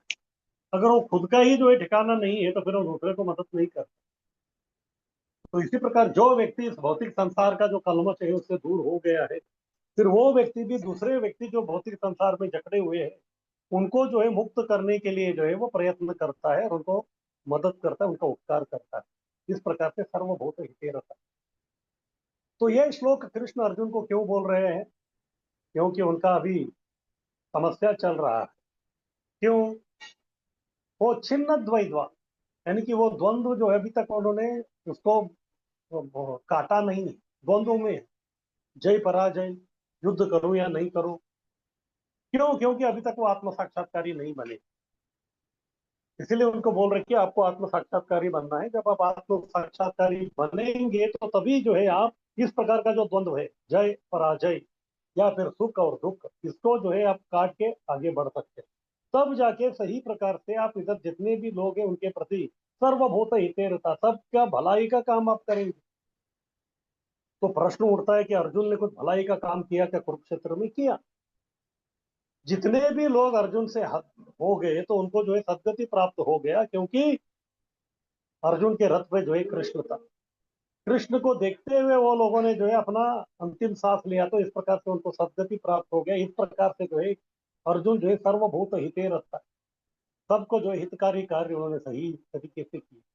अगर युद्ध नहीं करते थे फिर बाद में ये लोग ऐसे ही मर जाते थे तो इनको सदगति प्राप्त नहीं होता और ना ही अर्जुन को सदगति प्राप्त होता। लेकिन उन्होंने कृष्ण की बात मान के युद्ध किया, फिर सबका वध किया, तो उस वध के कारण सबको सदगति प्राप्त हो। इस प्रकार से ये व्यक्ति अपने आप में खुश है, अभी वो खुशी दूसरों को बांट रहा है।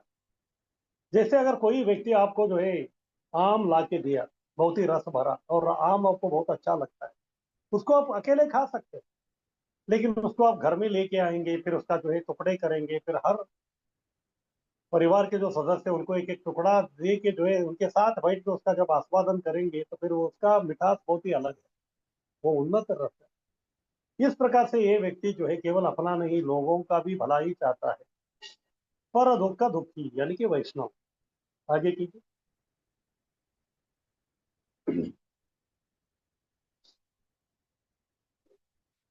पाप और द्वंद्व मुक्त साक्षात्कारी ब्रह्म निर्वाण पाता है।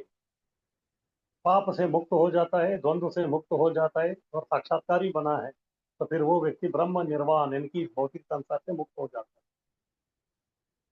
मुक्त होने के बाद फिर क्या करता है? दूसरों के हित के लिए काम करता है, सर्वभूत हिते रता, सबके लिए सही मंगल कार्य करता है। हम लोग देखते हैं कि संसार में जो कई सारे लोग जो दानी है, उदार हृदय वाले हैं, तो वो लोग जो है भगवान लोगों की भलाई के लिए नाना प्रकार के कार्य करते हैं। कोई पेड़ लगाते हैं, कोई कुआं खोदते हैं, खुदवाते हैं, कोई अन्न का प्रबंधन करते हैं, कोई दवाई का प्रबंधन करता है, कोई विद्या का प्रबंधन करता है, अलग अलग प्रकार का कर रहे हैं। लेकिन ये इस प्रकार का लोगों का भलाई के लिए कार्य करने के बावजूद भी व्यक्ति जो है मुक्त नहीं हो सकता, उसको फिर से जन्म लेना पड़ेगा। इस प्रकार से ये जो काम है, ठीक है, भौतिक दृष्टिकोण से ये अच्छे काम है, लेकिन ये सही प्रकार के उत्तम कार्य नहीं है। तो सही प्रकार का उत्तम कार्य वो है, आपको इस प्रकार का कार्य उनको देना है जिससे वो लोग यहाँ से मुक्त ही हो जाए। एक बार वो मुक्त ही हो गए तो फिर जो है कुछ मतलब ही नहीं है। तो सबके लिए सही मंगल कार्य करता है। तो सबके लिए सही मंगल कार्य है कि भक्ति करना या भक्ति करवाना, कृष्ण भावना का प्रचार करके। जानता है कि जीव भोक्ता स्वामी सुहृद कृष्ण को भूलकर दुखी है, क्योंकि ये जानता है जो भी बद्ध जीव है इधर वो दुखी है इस दुखालय अशाश्वतम में। क्यों? क्योंकि उसने अपने आप को भोक्ता और स्वामी समझा है। और असली जो भोक्ता है, असली भोग करने वाला जो है, या फिर असली स्वामी, असली सूरत, यानी कि सबके जो शुभ चिंतक हित चिंतक जो कृष्ण है, उनको भूल कर वो दुखी है। और जैसे ही जो भी क्षण वो कृष्ण की तरफ अपने आप को जो मोड़ लेगा, तो उसी क्षण उसको जो है सुख का आनंद प्राप्त होना चालू हो जाता है।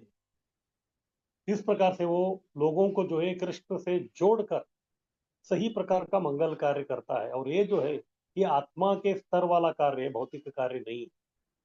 इसीलिए उन्हें कृष्ण से जोड़कर सर्वोच्च मंगल कार्य करता है, क्योंकि अंत में ये कृष्ण की ही संतान है। जैसे अगर मान लीजिए कोई जो है जमींदार का लड़का वो किधर तो गुम हो गया है और कोई व्यक्ति को मिल गया, अभी वो जो व्यक्ति है उसको मालूम है कि ये जमींदार का लड़का है, लेकिन वो उस व्यक्ति को, यानी कि बच्चे को जो है जमींदार के यहाँ लेके नहीं आ रहा है, उधर ही उसको बिठा के जो है अलग अलग प्रकार का उसका जो है वो खाना खिला रहे हैं, उसको आइसक्रीम दे रहे हैं, सब कुछ दे रहा है।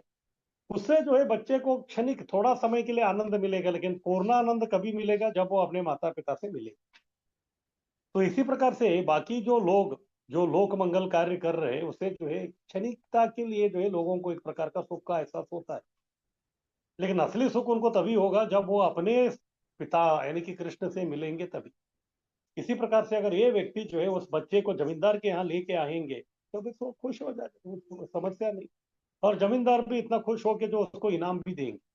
इसी प्रकार हम भी जितने जो बद्ध जीव है उनको जो है कृष्ण भावना भावित बनाएंगे तो फिर कृष्ण भी खुश होके हमको जो इनाम देंगे। और कृष्ण का इनाम जो है वो कितना बड़ा होता है उसका हम लोग कल्पना भी नहीं कर सकते। इस प्रकार से ये व्यक्ति खुद भी पाप द्वंद्व मुक्त साक्षात्कारी बनता है और दूसरों को भी उसी प्रकार से पाप और द्वंद्व मुक्त साक्षात्कारी बनाने के लिए मदद करता है। आगे कीजिए। श्लोक 26, उसकी मुक्ति सुनिश्चित है। ये जो व्यक्ति खुद भी भक्ति कर रहा है और दूसरों को भी भक्ति में लगा रहा है, उसका जो है भगवत धाम जाने का वीसा और पासपोर्ट दे वो स्टैंप हो चुका है, यानी कि सुनिश्चित है। काम क्रोध वियुक्ता नाम यतीनाम यतचेतसाम अभी तो ब्रह्म निर्वाणम वर्तते विदितात्मनाम। तो काम क्रोध वियुक्ता नाम, तो इस प्रकार के जो भक्त लोग हैं वो काम और क्रोध के आवेग से जो है मुक्त है, उससे जो है वो आसक्त नहीं है। इस प्रकार से काम और क्रोध से परे होने के कारण ये लोग यति है, यति यानी कि वो लोग जो है कंट्रोल्ड है, नियंत्रित। तो केवल उनके इंद्रिय नियंत्रण नहीं है, यत चेतसाम, उनका चेतना जो है यानी कि जो उनका चित्त है, मन जो है वो भी संयमित है। क्योंकि उनका इंद्रिय मन यानी कि सूक्ष्म शरीर और स्थूल शरीर दोनों जो है संयमित है, तो इसलिए वो व्यक्ति किसी से घबराता नहीं। अभी तो क्यों, क्योंकि वो अभय चरण, भगवान के जो अभय चरण है उसका भक्ति कर रहा है, इसलिए वो व्यक्ति अभी किसी से डरता नहीं। भले उसको स्वर्ग भेजिए या नरक में भेजिए उसको कुछ फर्क नहीं पड़ता, वो अब उधर अपना भक्ति ही करेगा, उधर हरे कृष्ण ही बोलेगा। इस प्रकार ये व्यक्ति ब्रह्म निर्वाणम, इस प्रकार से जो ब्रह्म साक्षात्कार करता है और वर्तते विदितात्म नाम, इस प्रकार से दोनों बाकी जो लोगों के लिए भी वो सुखमय कार्य वो करता रहता है। और इस प्रकार से वर्तते यानी कि वर्तना करते हुए वो विदित आत्मा नाम यानी कि आत्मा यानी कि अपने आत्मा का या आत्म साक्षात्कारी व्यक्ति बन जाता है। आगे कीजिए।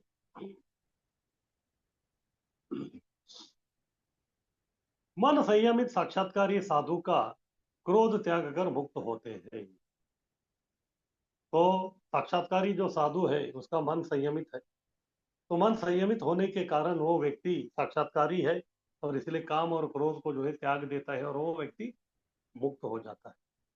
पर यह अति कठिन कार्य कैसे संभव है? जैसे हम जानते हैं कि बहुत सारे लोग जो है अपने क्रोध को त्याग करना चाहते हैं या फिर भौतिक कामना त्याग करना चाहते हैं। जैसे हम देखते हैं कि जब जनवरी फर्स्ट आता है तो तभी जो है लोग न्यू ईयर रेजोल्यूशन करते हैं, यानी कि इस साल के संकल्प लिखते हैं, इस साल में मैं ये छोड़ूंगा, ये छोड़ूंगा, ये छोड़ूंगा, ये छोड़ूंगा। इस प्रकार वो सब संकल्प करते हैं, लेकिन जो है वो संकल्प को जो है वो प्राप्त नहीं कर सकते। ये जो है इतना सहज नहीं है, कठिन कार्य। तो इसीलिए इधर बोल रखे कि इस प्रकार काम और क्रोध को जो है त्याग के मुक्त बनना जो है कठिन कार्य। तो ये कठिन कार्य कैसे संभव होता है? अगर भौतिक दृष्टिकोण से या भौतिकता के स्तर पर आप इसको प्राप्त करना चाहते हैं तो फिर वो कभी नहीं होगा। इसके लिए आपको आध्यात्मिकता का सहारा यानी कि आध्यात्मिक व्यक्ति या भगवान का सहारा चाहिए। जब तक उनका सहारा नहीं मिलता तब तक आप बेसहारा ही रहेंगे। तो श्रीमद् भागवत का ये श्लोक है, चौथा स्कंद का 22वें अध्याय का 49वां श्लोक, 39वां श्लोक। यद पाद पंकज, हाँ पाद पंकज यानी कि जो चरण कमल जो पंकज के समान है, तो जो भगवान उनका जो है भक्ति करने से क्या होता है? बड़े मुनि मन नियंत्रण नहीं कर सके, पर जो केवल वासुदेव के चरण सेवा किया उसे यह संभव हुआ। जैसे बड़े बड़े जो मुनि हैं अपने आ, साधना के बलबूते पे वो लोग जो है मन नियंत्रण करने का बहुत कोशिश किया हो लेकिन नहीं हो। लेकिन जो भक्त है वो केवल जो है वासुदेव के चरण का सेवा करने से वो जो अपना मन को नियंत्रण कर दिए। इसका अच्छा उदाहरण है अमरीश महाराज और दुर्वासा मुनि। दुर्वासा मुनि है तो उन्होंने उनका जो है मन नियंत्रण में नहीं था, इसलिए एक छोटा सा जो है एक गलती थी, वो अपराध भी नहीं था, गलती थी किनकी, परीक्षित महाराज की, सॉरी अम्बरीश महाराज की, तो उसको सह नहीं पाया। मन नियंत्रण नहीं होने के कारण जो है उन्होंने उनको खत्म करने के लिए कृत्या का निर्माण किया। लेकिन वही जो अम्बरीश महाराज वो शांत थे, क्योंकि हमेशा अपना मन बुद्धि अहंकार सब वासुदेव के चरण में उन्होंने लगा के रख दिया। इसीलिए मन नियंत्रण वही व्यक्ति कर सकता है जिसने मन को भगवान के चरण कमल में लगाया है।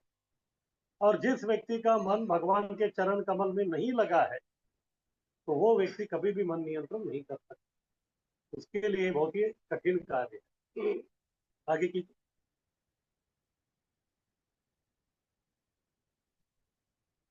तो उदाहरण बता रहे हैं किस प्रकार से जो है ये संभव है। जैसे एक उदाहरण बता रहे हैं, जैसे कि ये अलग अलग जो प्राणियां हैं अपने जो संतान जो है, संतान को जो है किस प्रकार से वो प्रकट करते हैं। अलग अलग जो प्राणी है वो अलग अलग रूप से जो अपने संतान को प्रकट करते हैं। दर्शन से मत्स्य, तो ऐसा कहते हैं कि मछली जो है किनारे पे जो है अंडा डालते, किनारे पे अंडा डाल देती है, फिर बाद में जो है वो कभी आके अपने अंडे को स्पर्श नहीं करती, कभी कभी आती है फिर बाद में केवल दूर से दर्शन करती।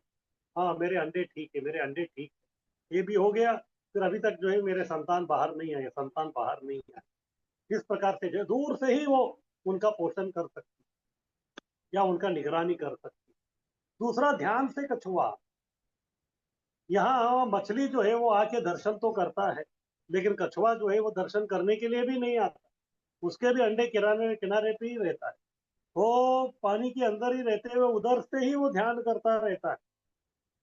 ध्यान ये करता रहता है कि अभी इतना दिन हो गया, मेरे जो संतान है वो अंडे के अंदर ही जो इतने बड़े हो गए होंगे, इस प्रकार से वो ध्यान से जो है उनका परवरिश करता है।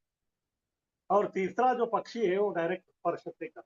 जैसे आपने देखा होगा तो अ, मुर्गा रहता है या मुर्गी रहती है, तो वो जो मुर्गी जो है अपना अंडे पे वो बैठ जाती है, तो फिर मुर्गी अंडी देती है, तो फिर बाद में उसके ऊपर बैठने के स्पर्श करने से जो है वो अपने संतान को प्रकट करती है। इस प्रकार से अलग अलग जो है मछली कछुआ और पक्षी अलग अलग तरीके से अपने संतानों को प्रकट करते हैं, अपने संतान का पोषण करते हैं। वैसे ही जीव भगवान से दूर है तो भी उन्हें प्राप्त कर सकते। कभी कभी कुछ लोगों को लगता है कि अरे भगवान तो इतनी दूर है, तो वहां से वो हमारा पालन पोषण कैसे कर सकते हैं। तो ये समझाने के लिए ये उदाहरण बताया है। हाँ, तो हर समय जो है पक्षी जैसा भगवान के इधर आने का जरूरी नहीं है। जब उनका अवतार रहेगा तभी वो आएंगे, और बाकी अन्य समय में जो है हम उनको कभी कैसे प्राप्त कर सकते हैं, दूर से दर्शन करके या फिर केवल ध्यान से जो है उनका हम लोग प्राप्त कर सकते हैं। आगे कीजिए। आगे है 27 और 28। अष्टांग योग से व्यक्ति जो है मुक्ति भी प्राप्त कर सकता है। तो ठीक है, अभी और एक जो योग है, क्योंकि इधर अभी ध्यान की बात आ गई, तो ध्यान से कछुआ जो है पालन पोषण करता है या भगवान को प्राप्त कर सकता है, तो इसी प्रकार से भी एक प्रकार का जो योग है अष्टांग योग, उसमें जो है व्यक्ति ध्यान से भगवान को प्राप्त कर सकता है। और ये जो है अगला अध्याय का परिचय, अगले अध्याय में इसके बारे में विस्तार से बताने वाले हैं, क्योंकि अध्याय 6 जो है उसका शीर्षक है ध्यान योग, उसका शीर्षक है ध्यान योग, तो उसका जो है अभी थोड़ा परिचय इधर करा के दे रहे हैं। अष्टांग योग से मुक्ति यानी कि अगला अध्याय का ये परिचय है। तो अष्टांग योग में क्या क्या करते हैं। स्पर्शन कृत्वा बहिर्बाह्य चक्षुश्चैवांतरे भ्रुवो, स्पर्शान कृत्वा बहिर्बाह्य, बहिर्बाह्य यानी कि जो है बाहर का और अंदर का जो भी है उससे जो है स्पर्श को जो है उसको जो है कम करना है व्यक्ति। वो कैसे करते हैं। चक्षुश्च इवांतर भ्रुवो, भ्रुवो यानी कि हमारा जो भ्रुकुटी है इसके बीच में जो है वो क्या करता है, अपना जो है ध्यान को लगाते हैं। जब ध्यान लगाने से न उसका जो दृष्टि है वो बाहर जाता है ना अंदर जाता है, तो उधर ही जो है दृष्टि या ध्यान को जो है वो एकाग्र करता है। आगे क्या करता है। प्राणापानो समो कृत्वा, इस शरीर में जो है 5 प्रकार के वायु है, एक है प्राण और एक है अपान। प्राण ऊपर जाता है तो अपान नीचे जाता है। समो कृत्वा, दोनों को समान करता है। आगे भी कृष्ण बताते हैं कि प्राणापानो समय कृत्वा पचामी अन्नम चतुर्विधम। 4 प्रकार के अन्न जो हम लोग खाते हैं तो उसको पचन कभी होता है जब प्राण और अपान समान होते हैं, इक्वल होते हैं। तो ये व्यक्ति क्या करता है, प्राण अपान प्राणायाम करके जो है प्राण अपान को कंट्रोल करता है। फिर उसके बाद नासाभ्यंतर चारिणो, नासाभ्यंतर, नासिका का जो टोक है इधर, तो इसके ऊपर जो है वो ध्यान लगाता है। यतेंद्रिय यमनो बुद्धिर मुनिर मोक्ष परायण। फिर क्या करता है, यत इंद्रिय, इंद्रिय यानी कि अपने इंद्रियों को कंट्रोल करता है। मनो यानी कि मन को कंट्रोल करता है। बुद्धि, बुद्धि को कंट्रोल करके वो व्यक्ति मुनि बन जाता है। क्यों मुनि बनता है? क्योंकि मोक्ष परायण, क्योंकि वो मोक्ष का इच्छुक है। भौतिक संसार से मोक्ष का वो इच्छुक है। तो इस प्रकार से जो है यतेंद्रिय, अपना इंद्रिय मन बुद्धि सबको जो है वो कंट्रोल करता है। विगत इच्छा भय क्रोध यह सदा मुक्त ही वस। और 3 जो चीजें है उसको विगत यानी कि त्याग देता है। किसको? इच्छा भय और क्रोध। इच्छा भय और क्रोध। तो क्रोध किसका होता है? क्रोध होता है भूतकाल का। कुछ काम जो हमको उस प्रकार से करना था उस प्रकार से हम कर नहीं पाए। यदि इस प्रकार करते थे तो अच्छा था, इस प्रकार नहीं किए इसलिए क्रोध आता। फिर वर्तमान में व्यक्ति इच्छा करता, चलो मैं अभी इसको इस प्रकार से करूँ, लेकिन इच्छा करने से भी वो होगा उसका कोई गारंटी नहीं। फिर बाद में भविष्य के बारे में भय रहता है, आगे क्या होगा।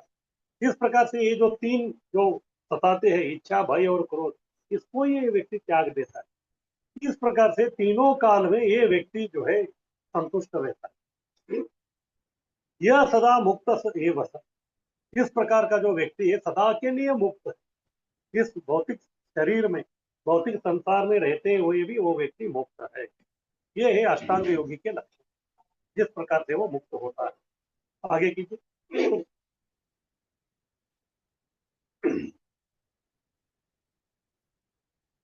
तो अष्टांग योग की विधि क्या है, पूरा इधर बता रहे हैं। इंद्रिय विषय बाहर करके, इंद्रिय विषय बाहर करके यानी कि इंद्रिय जो है आपके विषय वस्तु में लगे हैं तो भी विषय वस्तु से जो सिग्नल आ रहा है उसको बंद कर देगा, उसको बाहर का बाहर ही रखना है इंद्रियों का। उसके बाद दृष्टि बहुओं के बीच लक्ष्य करके, दृष्टि को जो बहुओं के बीच इधर उधर नहीं देखना। प्राण अपान नतनों में रोक कर यानी कि प्राणायाम करके, मन इंद्रिय बुद्धि वश करके, जो सूक्ष्म जो क्रियाएं हैं मन का, इंद्रिय का, बुद्धि का, उसको वश में करना है। फिर इच्छा भय क्रोध यानी कि तीनों काल में विचलित करने वाले जो 3 चीजें, उससे रहित होकर मोक्ष को लक्ष्य बनाकर, उसका लक्ष्य एक ही है, बस मुझे इस भौतिक संसार से मुक्त होना है। इस प्रकार से वो व्यक्ति अष्टांग योग करके मुक्त हो जाता है। आगे कीजिए।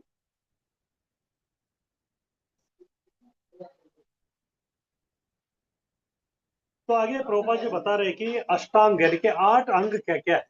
सबसे पहला है यम, यम और नियम। यम और नियम यानी कि डूज एंड डोंट्स, यानी कि कुछ चीजों को हमको करना है, कुछ लोगों को त्याग, कुछ चीजों को त्यागना है। इस प्रकार से यम और नियम।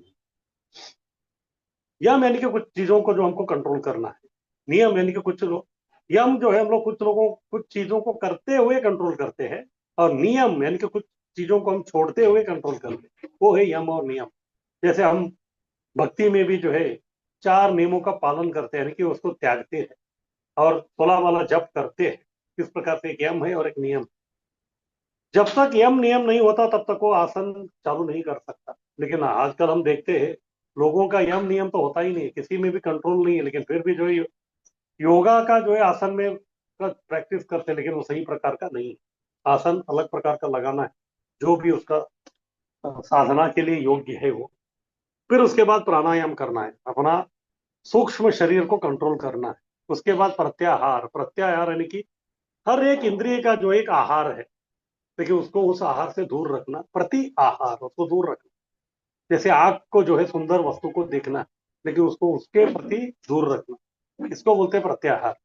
उसके बाद धारणा, उसके बाद जो है मन को धारण करना, फिर उसके बाद ध्यान, फिर मन को जो है एकाग्र करना, फिर अंत में जो है व्यक्ति ध्यान जो है पूरा एकाग्र होके फुल कॉन्सेंट्रेट होता है, तो फिर वो समाधि को प्राप्त करता है। इस प्रकार के 8 अंग है, ये करके व्यक्ति मुक्त होता है। पर कृष्ण भावना इंद्रिय निग्रह का सरल विधि है। ये जो बहुत ही कठिन है, सब लोग नहीं कर सकते, बहुत ही अघोरी लगता है ये। लेकिन जो कृष्ण भावना व्यक्ति है, यानी कि जो भक्त है, इसी सभी को जो है वो आसानी से कर लेता है। अंत में ये लोगों को भी मन कंट्रोल करना है, और भक्त जो है कृष्ण का सेवा करते हुए अपना मन को कृष्ण के चरणों में लगा के जो है वो व्यक्ति ध्यान योगी बन जाता है। आगे कीजिए।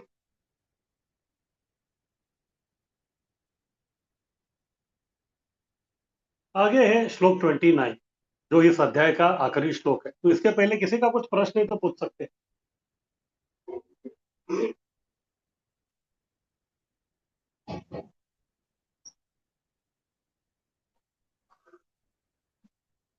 किसी का कोई प्रश्न, टीका, टिप्पणी? हरे कृष्ण प्रभूजी, प्रणाम. हाँ बोलिए। प्रभूजी, ते ह्याचं कासवाचं आणि ते सांगितलं ना प्रभूजी, माशाचं, ते थोडं प्रभूजी सांगाल का पुन्हा? हाँ, तो ऐसा है कि ये अलग अलग प्राणी जो है अपने संतान का जो है उसको प्रकट करना, यानी कि उनका जो है पालन पोषण अलग तरीके से करते हैं। तो जैसे जो मछली है वो किनारे पे आके जो है दर्शन करता रहता है अपना अंडे का, वो दर्शन कर करके पोषण करता है, उसको स्पर्श नहीं करता। लेकिन कछुआ जो है वो बाहर आता भी नहीं है, वो समुद्र में ही रहता है, और उधर से ध्यान करते हुए अपने अंडे के ऊपर वो दूर से ही जो उसका वो पोषण करता रहता है। और पक्षी जो है वो जो डायरेक्ट वो स्पर्श करता है। तो पहले जो 2 उदाहरण बताया है जिसमें जो है डायरेक्ट संपर्क नहीं है, उसी प्रकार से जो है भगवान दूर है, तो इधर ही बैठ के जो है हम लोग उनका अर्च विग्रह के रूप में दर्शन करते हुए, या फिर उनको जो है हम लोग ध्यान करते हुए हम लोग जो है उनको प्राप्त कर सकते हैं। जिस प्रकार से ये मछली अ, दर्शन से और कछुआ ध्यान से जो है अपने संतानों को प्राप्त किया, तो यही जो इधर बता रहे हैं। हरे बोल प्रभू. अरे, हरे कृष्णा प्रभु जी, ये भक्त के लिए यम नियम या कुछ जरूरत?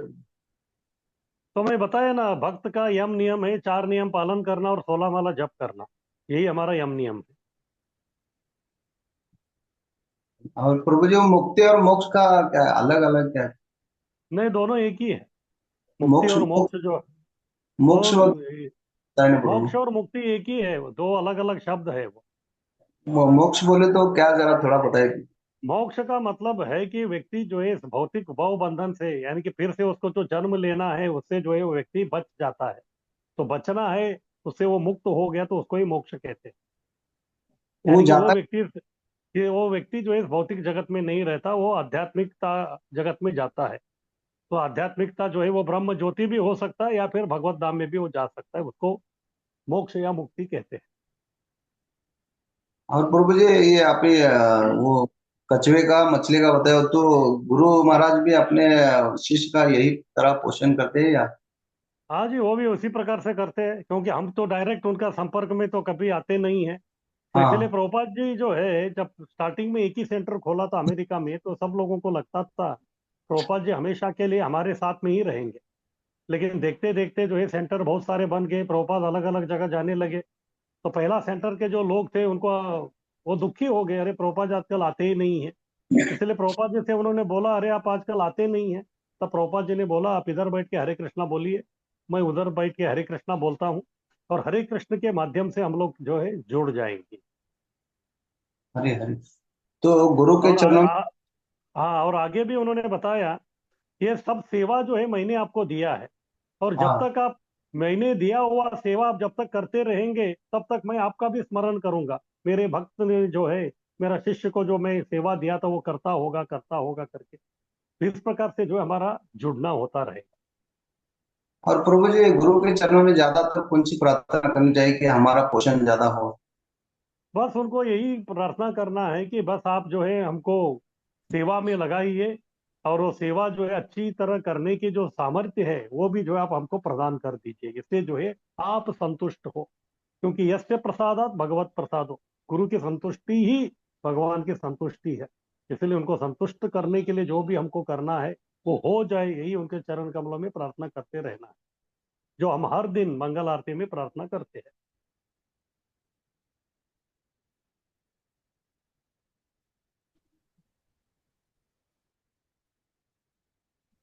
और हरे किसी का कृष्ण कुछ प्रभु जी। प्रश्न? हाँ बोलिए। प्रभु जी, ब्रह्म निर्वाण ये थोड़ा मुझे बताएंगे क्या? ब्रह्म में जो मुक्ति मिलती है उसका। हाँ देखिए, निर्वाण का मतलब होता है कि मुक्ति। जैसे ये बुद्धिज्म वाले वगैरह वो भी निर्वाण प्राप्त किया बोलते हैं, यानी कि मुक्त हो गए वो भौतिकता से। लेकिन इधर ब्रह्म निर्वाण इसीलिए बोल रहे हैं क्योंकि वो व्यक्ति केवल भौतिक दुनिया से निर्वाण यानी कि मुक्त नहीं हुआ, वो ब्रह्म से जुड़ गया है।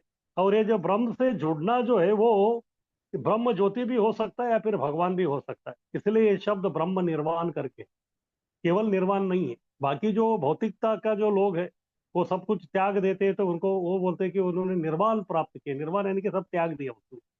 लेकिन इधर केवल त्यागना नहीं है, ये ब्रह्म से जुड़ना भी है। भले ही वो व्यक्ति भगवत धाम में नहीं गया, ब्रह्म ज्योति भी प्राप्त कर दिया तो फिर वो भी ब्रह्म निर्वाण ही है। ब्रह्म मतलब प्रभु जी हम लोग परमात्मा के इसको ले सकते हैं, परमात्मा। ब्रह्म यानी कि इसमें तीनों है। ब्रह्म इधर का मतलब है पर ब्रह्म। पर ब्रह्म यानी कि परम सत्य। उस परम सत्य के तीन पहलू है, भगवान, परमात्मा और ब्रह्मन। तो वो ब्रह्म है इधर। Okay Prabhu ji, thank you Prabhu ji. Hari ji. बोल। हरे कृष्णा प्रभु जी। हाँ बोलिए। प्रभु जी, आपने जो क्वेश्चन दिया था उसमें से मुझे एक नहीं समझ रहा है, थोड़ा आप बताएंगे? हाँ वो चाहिए। प्रश्न छठा है प्रभु जी, 6। गीता के हम्म। अनुसार कर्म कांड, कर्म योग, ज्ञान योग, ध्यान योग का विश्लेषण कीजिए। हाँ तो अभी मतलब सब आपको बता दिया कर्म कांड क्या है। कर्म कांड के बारे में कृष्ण क्या क्या बताया उसके बारे में थोड़ा आपको लिखना है। उसके बाद कर्म योग क्या है, तीसरे अध्याय में और पांचवें अध्याय में बताया, वो है। फिर उसके बाद ज्ञान योग, दिव्य ज्ञान के बारे में क्या बताया वो लिखना है। उसके बाद ध्यान योग, अभी अगला अध्याय आएगा, उसके बारे में क्या बताया है। तो इसके बारे में थोड़ा थोड़ा आपको लिखते रहना है। इतना प्रभु जी, सब जो उसको है अपने दो विस्तार तीन महीने से सुन रहे हैं। जी प्रभु जी, ये एक ही लाइन में तीन चारों पांचों आए हैं ना, तो मैं बोले थोड़ा हाँ तो खुद से सब अलग लिखूं अलग जल्दी है, से। सब जो है एक एक अध्याय के एक एक विषय है वो। तीन चार पाँच छः, तो उसको जो है थोड़ा थोड़ा लिखना पड़ेगा। जी प्रभु जी, धन्यवाद प्रभु जी। हरे हरी कृष्ण। बोल।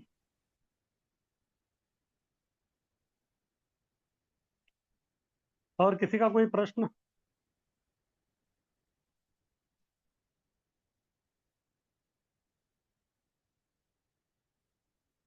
तो ठीक है, नहीं है तो आगे बढ़ते हैं हम लोग। तो आगे है इस अध्याय का आखिरी श्लोक, श्लोक 29। इसको बोलते हैं शांति सूत्र का श्लोक। लोग जो है शांति शांति शांति ओम शांति सब कर रहे हैं, लेकिन असली शांति कभी मिलेगा उसके बारे में कृष्ण जो अर्जुन को बोल रहे हैं इधर। मुक्त स्तर पर शांति का सूत्र क्या है? जब व्यक्ति ये लेवल में आता है, आत्म साक्षात्कारी लेवल, तो तभी वो शांति प्राप्त करता है। क्यों? क्योंकि भगवान के बारे में अच्छी तरह से वो समझता है। तो कौन है भगवान? भोक्तारम यज्ञ तपसा सर्वलोक महेश्वरम सुहृदम सर्वभूतानाम ज्ञात्वा माम शांति मुच्यते। ये व्यक्ति जो है आत्म साक्षात्कारी व्यक्ति, वो जो है शांति प्राप्त करता है क्योंकि भगवान के बारे में तीन चीज वो जानता है। पहला है भोक्तारम यज्ञ तपसा। इस संसार में किसी भी प्रकार का जो यज्ञ है उसका भोक्ता भगवान है, इसलिए भगवान यज्ञ पुरुष है। या किसी भी प्रकार का जो तप कर रहे हैं वो तप का भोक्ता भी जो है भगवान ही है, क्योंकि भगवान जो है वो यज्ञेश्वर है या योगेश्वर है। जो भी सिद्धि चाहिए, कुछ भी चाहिए तो वो वही देंगे।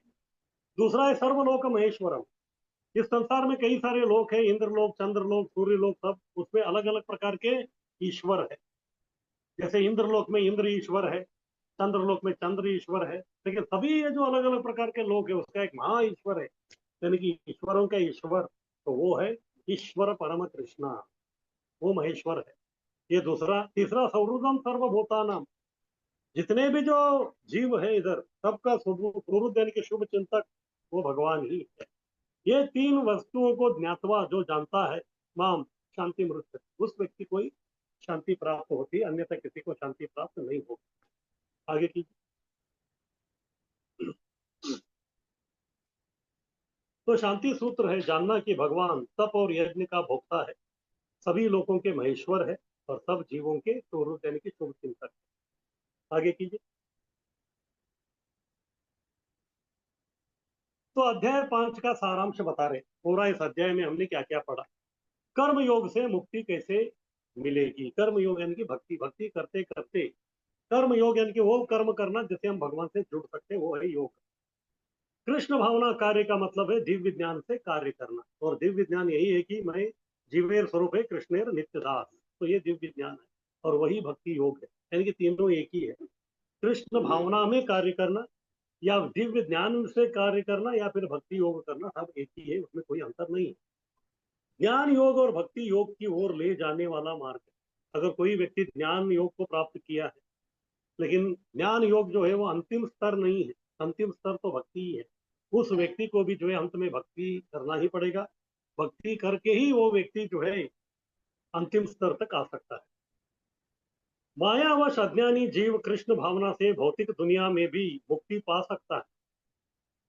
तो अगर अज्ञानी है, क्योंकि महा के वशीभूत हो गया है, तो फिर क्या उसको उसकी मुक्ति नहीं होगी क्या? उसकी मुक्ति होगी। उसको क्या करना पड़ेगा?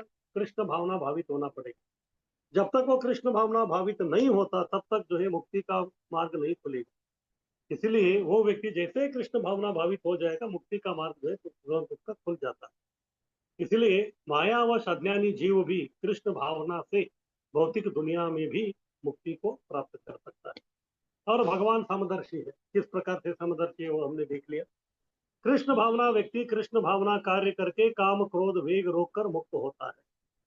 तो कृष्ण भावना भावित व्यक्ति जो है सब कार्य कृष्ण के लिए करने के कारण जो भी कार्य से आने वाला जो फल है, भले वो काम है या क्रोध है, उसको रोक सकता है या उसके प्रति वो आसक्त नहीं है। इस प्रकार से वो व्यक्ति मुक्त हो सकता है। अष्टांग योग को कृष्ण भावना में सरलता से कर सकते हैं। अष्टांग योगी भी जो है साक्षात्कारी बनता है, लेकिन वो बहुत कठिन है, और वही कठिन कार्य को कृष्ण भावना या भक्ति करके हम लोग आसानी से जो हम लोग कर सकते हैं। आगे की। हरे कृष्ण। तो ठीक है, इस प्रकार से अध्याय हमारा संपन्न हो गया।